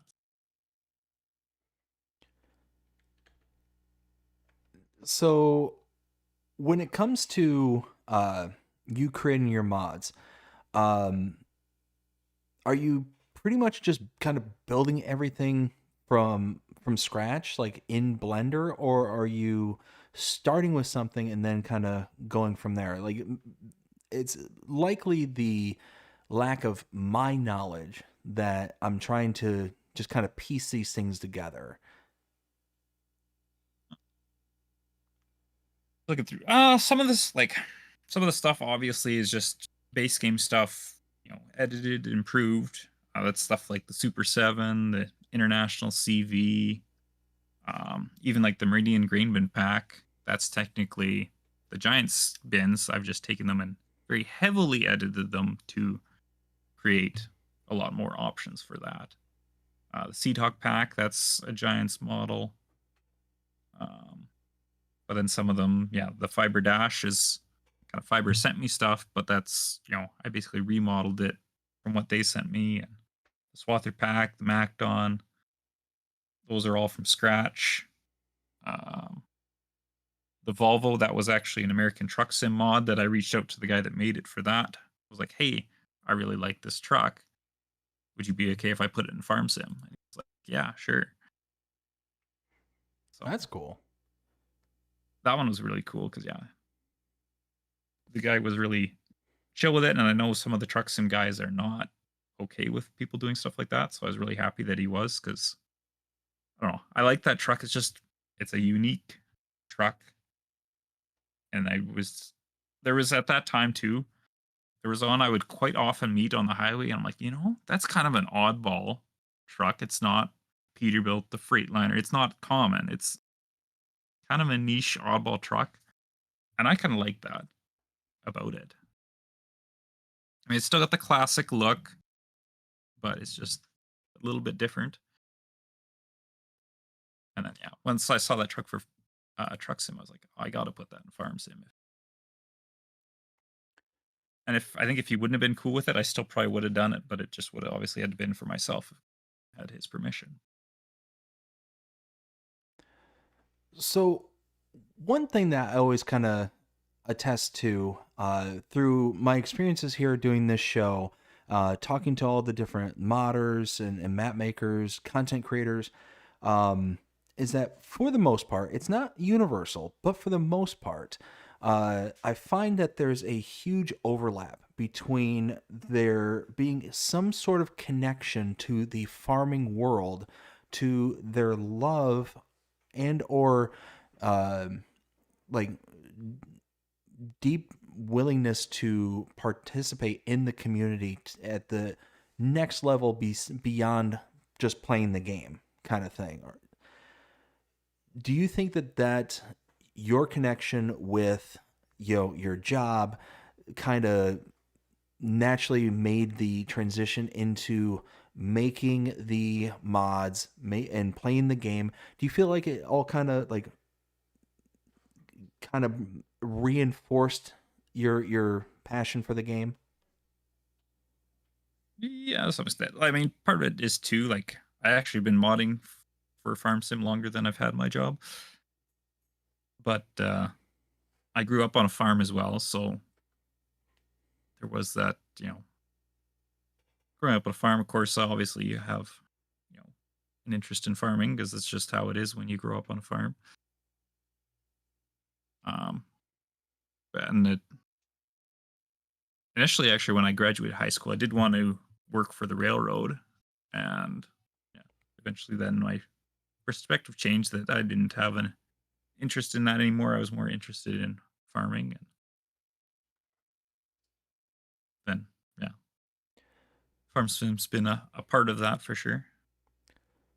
So you would say that your connection to the farm life from growing up reinforced your passion for the farm sim side of things. Yeah, because I mean, a lot of the stuff I've made too is stuff that my parents have on the farm, or you know that, and just what I see out in the countryside is where my a lot of my ideas come from of what to make, and just knowing how farming works in our area and what's normal, and that inspires a lot of my modding as well. And when it comes to you actually playing the game, not necessarily modding, but just playing the game, do you have like a favorite style of map that you tend to want to play on? Are you more into those kind of maps that would represent your local area, or do you try and kind of expand out into something that you're like less familiar with? It's varied over the years, I would say. Back in the early days, definitely it was funny. I would mod the style farming I know, but when I'd actually play the game, I'd often end up playing European maps. Like, I remember 15, probably the main one I would have played then would have been Coldborough Park Farm, which is just an absolute classic for 15. Um, and then I know in 22, at the end, I had a huge save game going on Loma. where I was running like 6 combines and horseplay and auto drive just running crazy. Um, and usually I found that's been more recently how I've played the game is kind of find a North American map I like, which I'm kind of picky on my maps, so that's a lot of times too why I don't end up playing the game is I have a hard time getting into a map and getting, hooked into a save game. But once I'm, you know, I've heard people say, once you get past that first 10 hours on your save game, you're in it. But if you don't make it to 10 hours, odds are you're going to abandon it and never touch it again. Which I'm like, there's a lot of truth to that. It's at least for me anyway. I find if I get a long term into a save game, I'll come back to it. Yeah. And kind of my Mouse Creek map too is kind of I'm building the map I want to play on as well. So Well, that yes, makes it's a sense. 1x. Maybe it's a lot of times when I do a long term save, it's usually a 4x just because you got room to grow. But I think that map it'll work as a 1x to play on and grow a big farm on there. Are you planning on making like two separate versions, perhaps? One for 4X, one for like normal map? People have asked and like, oh, why didn't you do a 4x? I'm like, I've never even finished a 1x. I want to make something that I have a chance of completing. Okay, it makes Just sense. a 4x, in a way, is kind of 4 times the time commitment. In practice, that's not really true because you're not building 4 towns where there's a lot of jobs that, you're saving time on, but it's still, in theory, there's a lot more to it to finish. Totally. No, and that tracks. So you've been playing since you said FS15? 13 was when the first one I played. 15 was when I started. So in that time frame, you've probably experienced a multitude of different maps out there. Uh, do you have a least favorite map of any of the FS games that you played so far? If I didn't like it, I probably wouldn't play it to know. Well, let me ask, I'll phrase it like this. Or Has base there, game map, maybe. well, it doesn't even have to be necessarily a base game map per se, but like, have you ever gone on to a map and you're like, okay, well, I'm going to give this one a try because, whether screenshots look all right or whatever the case may be. And then you get onto it and it's like, okay, this is nothing like what I was hoping was going to be. Have you ever had that experience? Yeah, no, sometimes, you look on the mod hub and you go, oh, that looks good. And you get on there and you go, oh, yeah, that's, you know, one thing that really, I'd say, I guess, one thing that I could say bothers me is like people using assets from like many games gone by. I'm not talking just like using, in 25 using assets from 22. I'm talking people using 25 using assets from like 17 with, doing the bare minimum to make them not throw errors in 25. When I see a map that's got that, it's like, I don't need to play on this. So you're And I basically know sometimes some of those maps like that, I know the mappers do that. Some of them are, there's lots of people love them, but to me, I open the map and I see those, old assets that just look so bad nowadays to me. And it's like, I can't play on this map.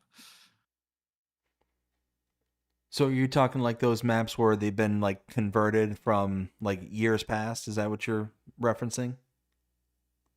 That or there's some mappers, I won't name names, but yeah. Every time now I see one of their maps and you look at the screenshots and you go, oh, seriously? They're still using that, still using that building or that, random object.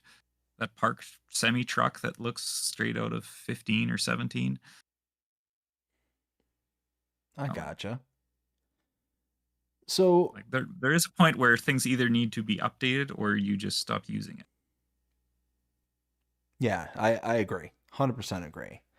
I mean, most things you can still resurrect by, redoing the textures or something like that. It's amazing what textures will do for something, but when you don't do anything to some of those assets, it's like that just looks bad. For sure. No, for sure. So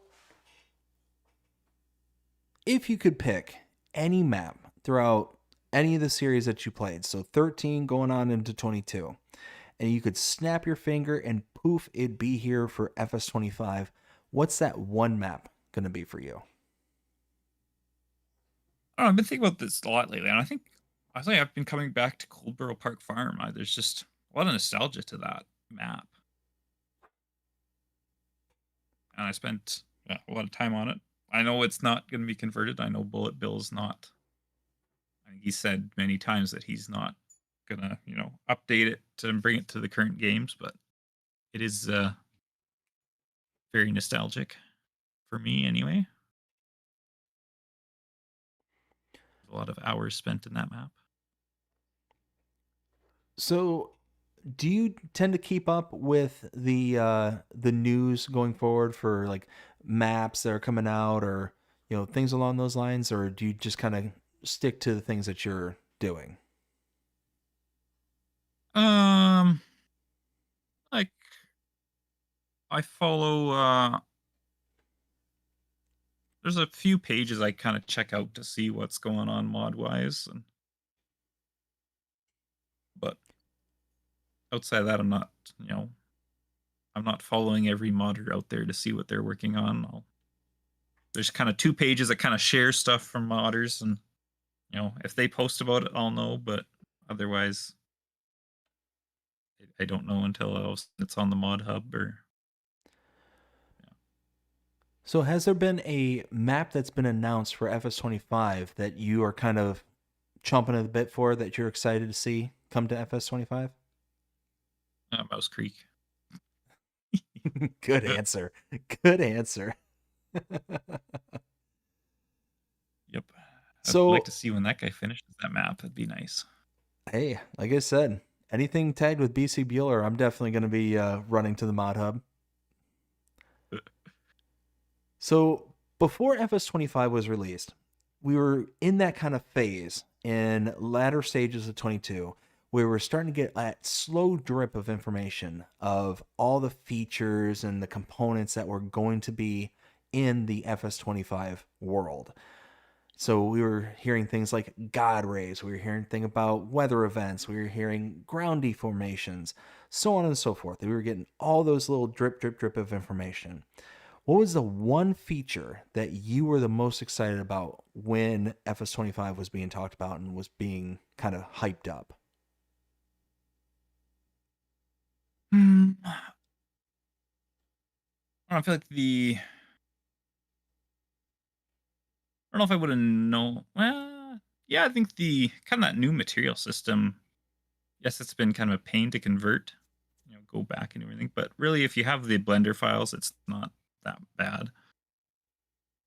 But I think the new materials, all the changes we can do with that, different, things actually reflect what's really around them now. No more cube maps, especially going back to 15, 17 modding. Well, you had to, if you were making a mod, you had to make sure you used the right cube map. Otherwise, people would be hounding you. Why'd you use that one? That one looks bad. And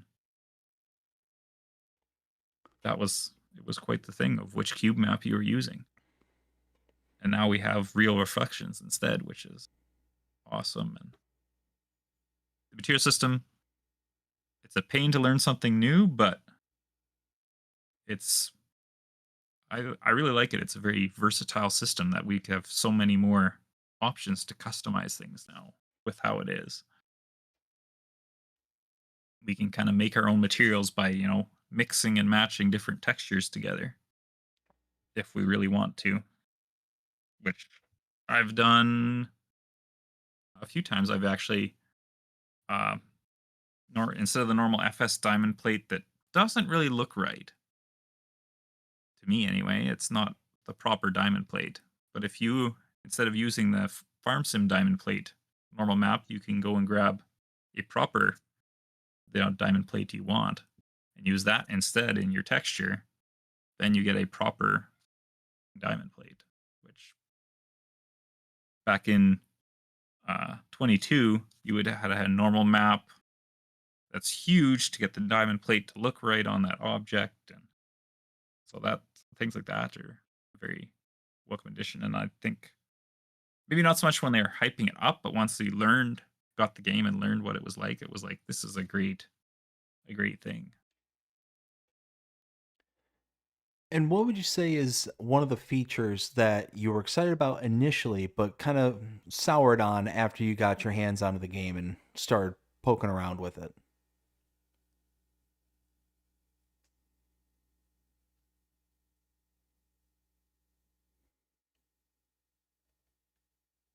Anything specific I can think about right now? I feel like if I went back and looked at the material we were getting then it probably is something that'd be like, oh yeah, that didn't pan out at all like we thought. Off the top of my head right now, there's not anything I can think of. I mean, we are also 10 months into the game. It has been quite a while already. For sure, for sure. And what's one feature that you really wish was in Farm Sim but just isn't? I feel like a more in-depth kind of crop system. Like precision farming is good, but it's still like there's more than just one type of fertilizer. I mean, like that's one of the biggest things I feel like Farm Sim's been missing is like in real life, obviously I'm seeding crops in real life and familiar with it, but like you got your phosphate, you got your urea, you got the different types of fertilizer and the different nutrients. I feel like that's one thing that the farm sim is really missing because like there's some crops, yeah, you put fertilizer down, but it's not nitrogen. Plant soybeans, you're putting down phosphate with them to get them started, but you're not putting it on any net nitrogen because soybeans don't need it. Put inoculant with them to get the N that way. Stuff like that. So I feel like that's something I would like to see in FS is yeah, more better crop nutrition, which I feel Gotcha. like would also make it give you a lot more reason to use, some equipment. It gives more reason to the big air seeders with multiple tanks because you can put all your different fertilizers down. It gives you more reason. Okay, well, I want to put down my phosphate with the seeder. We got to put our N on ahead of time. Let's spread that on, maybe work it in. Then we'll put down our phosphate when we seed. Different things like that. I feel like it would give you a lot more reason to use different things. That certain when you get into the bigger farming, especially. So it's actually funny that you mentioned that because that's part of the reason why I like the precision farming mod so much to the game is that to me, if I'm just playing on base game, I don't think I'd ever use a manure spreader, a slurry spreader, or anything along those lines unless I'm just sitting there like, okay, I just want to find something for me to do because you can come up with basically the technique of never having to need those things, never having to actually use them. You can just kind of, because of the game mechanics, they're just not necessary kind of thing. But with like precision farming, they became necessary. Um, and it sounds like, what you're describing there is if those additional mechanics were made available in game, well, then it would just make those additional items just that much more necessary and actually make them kind of useful in game. Am I kind of in the ballpark with that? Yeah, it's just it's more more realism, more steps to it, but yeah, I just would add more immersion to it too. So, what has been your most memorable moment of your modding career so far? Uh, hmm. I think it's got to be the working with the real brands and just you know kind of working with the companies themselves. I think that's been a really cool opportunity to me. Is just it's kind of a I've even had when they reach out to you, especially it's a validation of, hey, we've seen your work. We want you to put our stuff in the game. It's just yeah, I find that really cool. That it's kind of a thing, another way of them saying of kind of a mark of success that you're noticed and not just in the farm sim world, but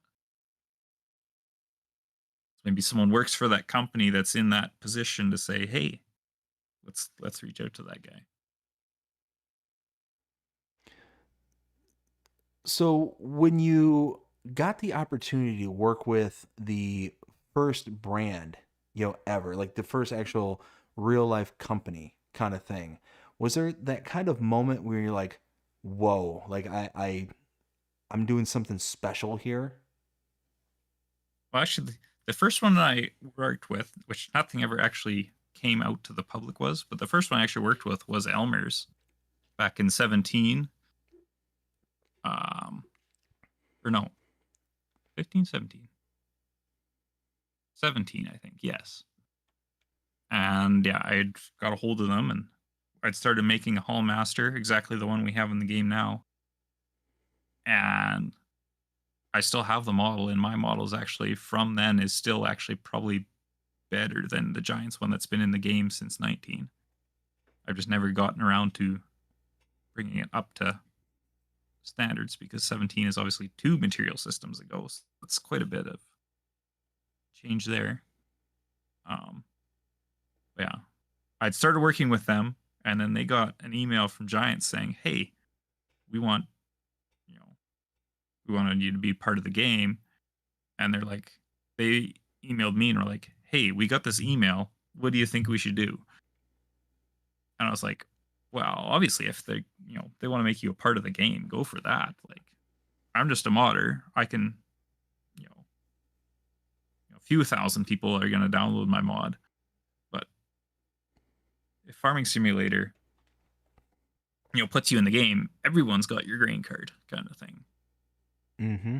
So that was my first one, which, yeah, and I did try last year to try and get back in contact with Elmer's because it's kind of like, FarmSim has their stuff, but there's not a lot more. They've got a lot more different grain carts than what the one we have in the game, kind of thing. So I do want to try and work with them again to bring the rest of their grain carts to the game because they've got a lot of different sizes now. At one point, they did have the biggest one in the world until a few weeks ago was announced a bigger one, but Oh wow. Well, that'd be they were cool. the first company. Sorry, go ahead. They're the first company to offer a 3,000 bushel grain cart, but then Brent a few weeks ago announced the 3,200 bushel, but first Wow. 3,000 bushel cart, which is just nuts that they're that massive. Yeah, I could only imagine actually seeing something like that in real life. It'd be absolutely ridiculous. The amount of power that you need in order to move something like that, especially when it's loaded, would be just incredible. So I do want to, gonna try again this year. Try and the farm show. Try and talk with them again and see if I can do that because I would really like to bring their lineup of grain carts and some other things to the game. That'd be awesome. That'd be fantastic. So your map that you're working on, Mouse Creek, is that being based off of real life, or is that just like something that you're creating, from your imagination? It's a mix. So it's a real demo of a real location. But I drove through it a few weeks ago to go get some water for spraying. Because there's a community well just about half a mile north of where the map is. So then I drove through the area the map is to get there. And then it was kind of like, oh, you know what? That was the first time I'd driven through it since I started making the map of the area. Oh, this is cool. You know, oh, I recognize that spot. Remembered putting, grass on that hill. Kind of things like that. So yeah, but then the area in real life, there's one abandoned farmyard on Google Maps. There's a row of grain bins. In real life, they're not even the row of grain bins. It's literally just fields and a creek in real life. So then obviously that's a boring farm sim map. You need farmyards. You need somewhere to sell the grain and buy your tractors. So then my plan is to kind of bring that farmyard back. I've added another farmyard to the map, and then kind of adding the town of Mouse Creek. I've added some roads to the map just to make it make more sense as a farm sim map. If I did only the real roads, it would just be an H shape.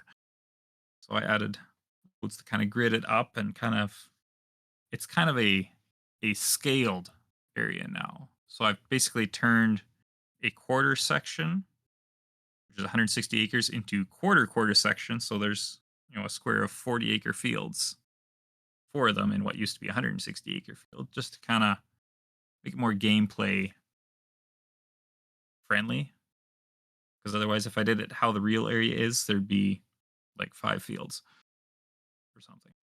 Well, that's maybe an exaggeration, but like there wouldn't be very many fields and they would be massive, which wouldn't make sense for the farm sim map as a 1x. So yeah, kind of divvied things up, split things up, added roads, added the town. And then those are kind of inspired by other locations in the area. Or, the grain elevators are inspired by ones that used to stand in my town. One I can literally, if it was still there, I would be able to see it off my deck on the back of my house. So that's where the grain elevators came from. And the co-op's obviously the co-op from Edgewater. The dealership is an LJR modding dealership that I modified to change the name of it to a dealership that used to exist in the area. Stuff like that. Okay. Well, I actually, gotta keep. Oh, go ahead. Actually, both of the elevators on the map too. In high school, I did an internship with the grain elevator company, so I'd actually worked in both of the grain elevators that are on the map in a way. Gone, up top of them, done some sweeping up at the top of the elevator and stuff.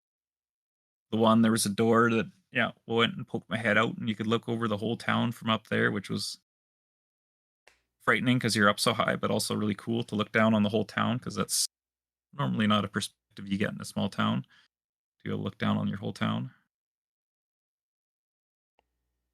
That sounds really cool. Yeah, like I said, I'm excited. I'm excited to see what you got to bring here, and the fact that it's loosely based off of real life. One of the things that I always attest to whenever I'm doing, let's say, a map tour or I'm choosing a map to do a series on, whatever the case may be, is I always love the maps that are based off of real life. And the reason being is that they always feel grounded to something. Even if they're like how you're describing yours is a kind of loosely based off of real life, there's still that kind of grounding to what you would actually be able to see in real life. So you can get onto the map and you're like, wow, this feels real. It feels authentic kind of thing. To where there's those other kind of maps where like there might be a whole, cornucopia of different wildflowers and different colors and just almost feels like you'd kind of walked into a Disney cartoon kind of thing.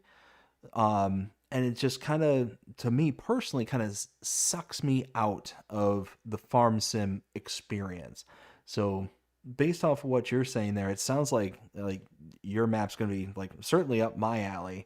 And from what I'm seeing here in the chat, certainly it's going to be got a lot of people excited here. So looking forward to it. But that is the last question I have for this segment. So let's set our sights back onto the chat here and see what they have to ask. So let's see. Here, while you do that, I'll say one more point about the map. While you're Absolutely, finding go the for next it. question.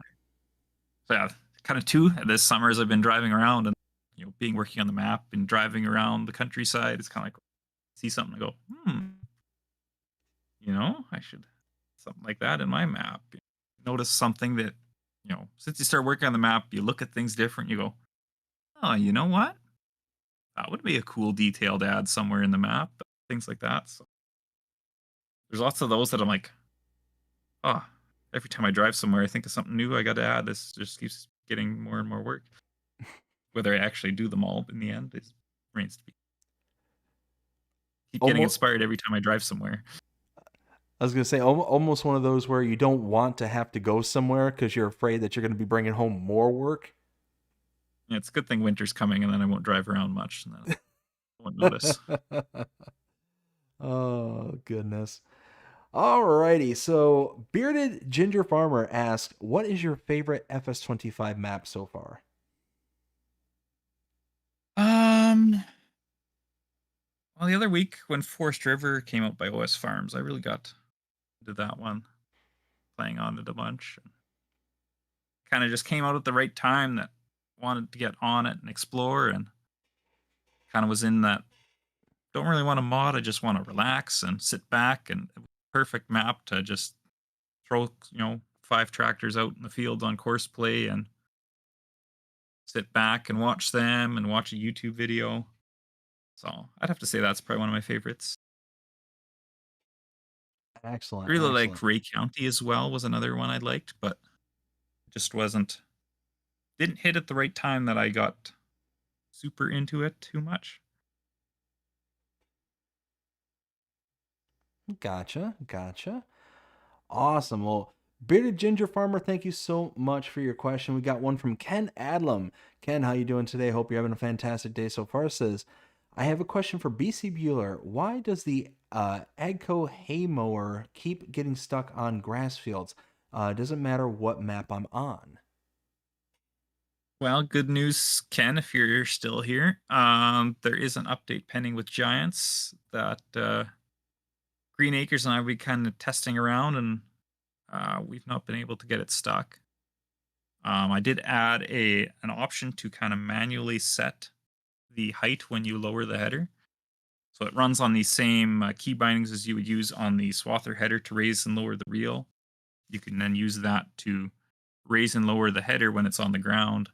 So if it is dragging, you can lift it up a bit. And then also, I believe Green Acres also made some changes before I made that change. So we've done kind of 2 different changes that both should help with that issue. Oh, very cool. I'm excited to do the manual reel. Well, not reel, but the manual lifting. That's gonna be nice. Again, Ken, thank you Yeah, so so much for your. Sorry, what was that? it's not like a full manual lifting. It's still the press V or whatever button on the controller to raise and lower. It's just it basically moves the ground reference node inside there. That the mower basically tries to keep that node on the ground. So it's basically allowing you to say, I want that node to be further away from where the header actually is all it's doing, which then in turn raises it up and keeps it off the ground if that's causing issues. Okay. Again, Ken, thank you so Very much for. simple solution, but works. So Gotcha, gotcha. Let's see. Next one we have again is Bearded Ginger Farmer asks, "What is your favorite map maker?" Well, soon it's gonna be you. um well um I don't know, I would say Mill Creek is, he specializes in map. I would say he's one of my favorites. Um, I like the feel and the style and the detail he puts into his map. They feel very natural as well. And for my chats with him, the amount of effort the guy puts into the maps, crazy. Like I remember on Loma in 22, he I think had got the reel stem data from the government website and used that to make the map. And then he decided, I don't, it's not detailed enough. So he went and manually redid a bunch of the terrain to make it more accurate.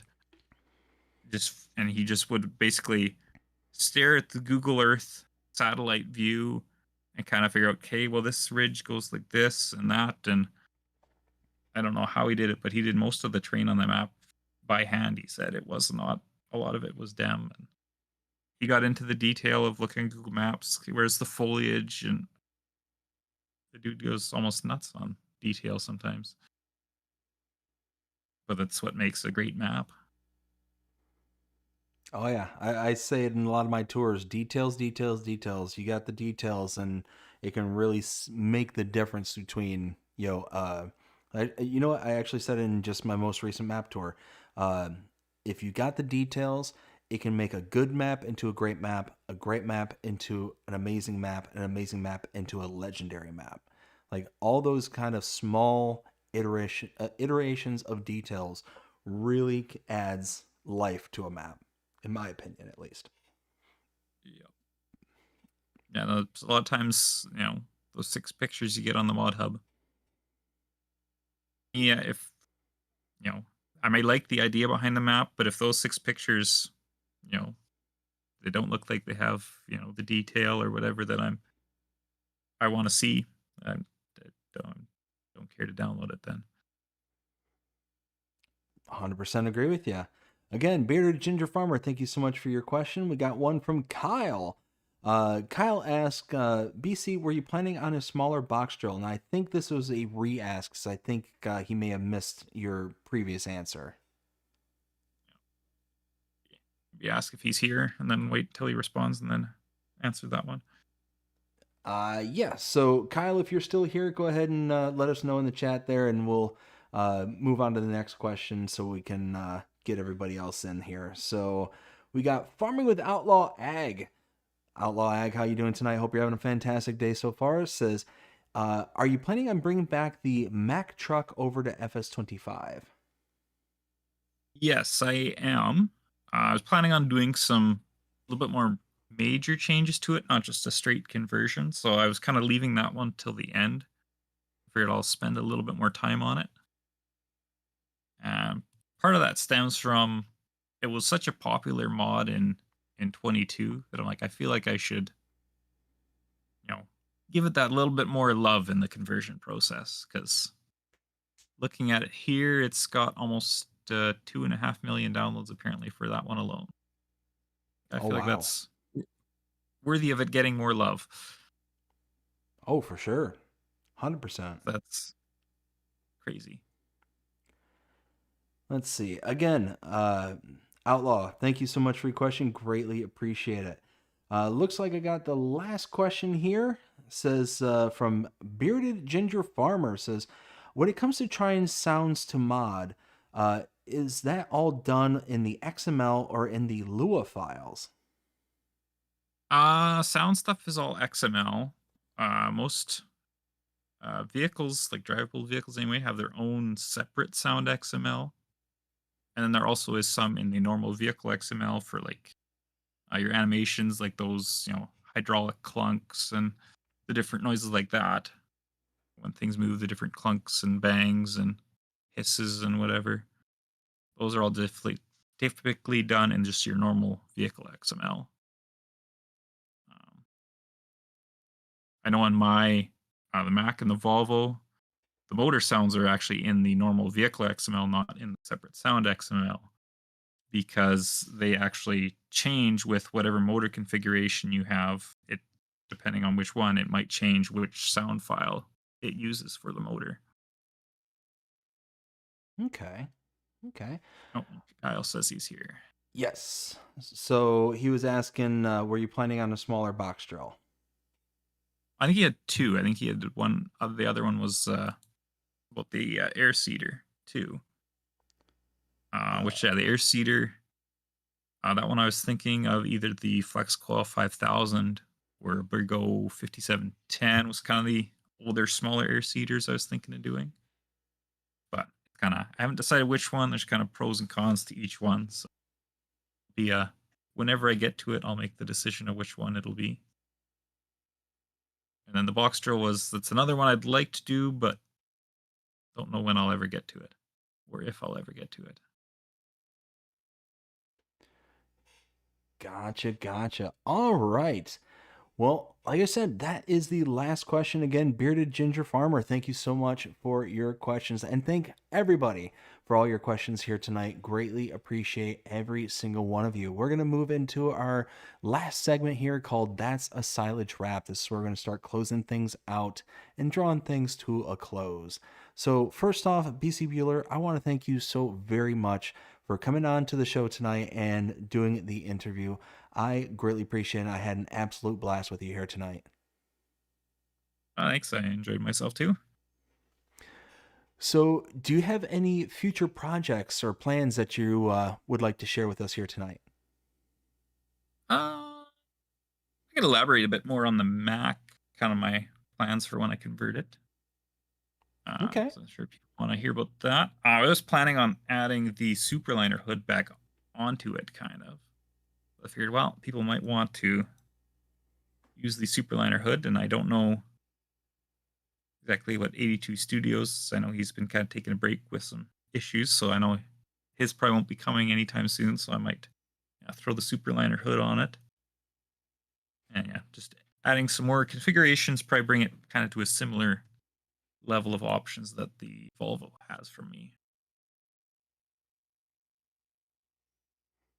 Gotcha. And do you want to remind us where we can find you at? Yeah, I'm over on YouTube, my Facebook page, or my itch.io if you want to download some PC only stuff for the early access. But those are all in the description below, or the links are on the screen there too. But the description is a lot easier because you click them. We're done here. Absolutely. Well, once again, Bcbuhler, I want to thank you so much for coming on here tonight. I want to thank everybody who came out, watched, and participated here tonight. And this is the time where I turn to the chat and say, did you enjoy what you saw here tonight? If you did, please let me know who it is that you would like to see come onto the show. I will do my absolute best to get them on here. Unfortunately, there's so many people out there within the community, whether they're modders, map makers, other content creators, whomever they are. There's just so many people out there. I cannot know everybody out there. So if you got a favorite out there and I haven't been on Farm Sim Talk yet, just let me know. Hit me up in Discord or on any of my social medias listed down below. And yeah, I'll do my absolute best to get them on to the show. But again, thank you all so very, very much for stopping in tonight and checking out the show. I hope everybody enjoyed it. And if you did, please show them by liking, sharing, subscribing, following, commenting, doing all the things the algorithms enjoy you doing. The shows you're engaged with this channel and enjoying the content. And that being said, I hope everybody has a fantastic day. Take care. Bcbuhler, hang on for just 1 second till after the outro, and I'll catch you on the other side. Alrighty, sounds good. All right. Take care, everyone.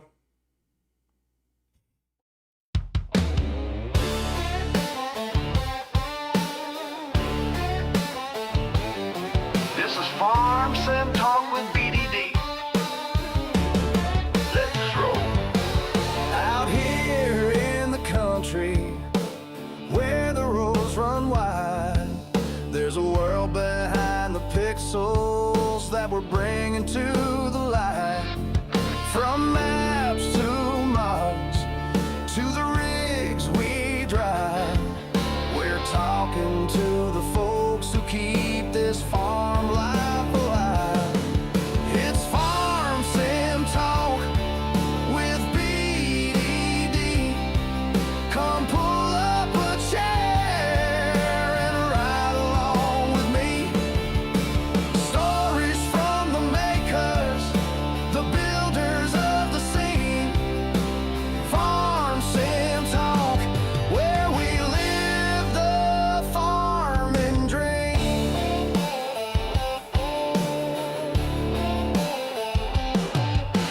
He's got questions rolling like a big John Deere, digging deep with modders so their voices we can hear.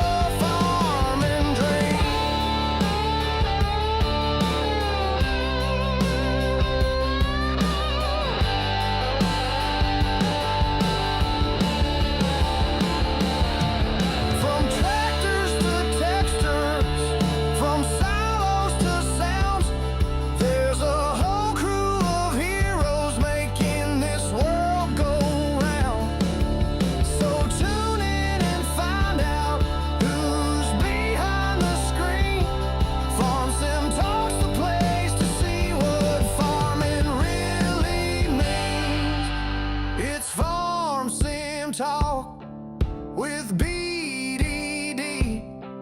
Come pull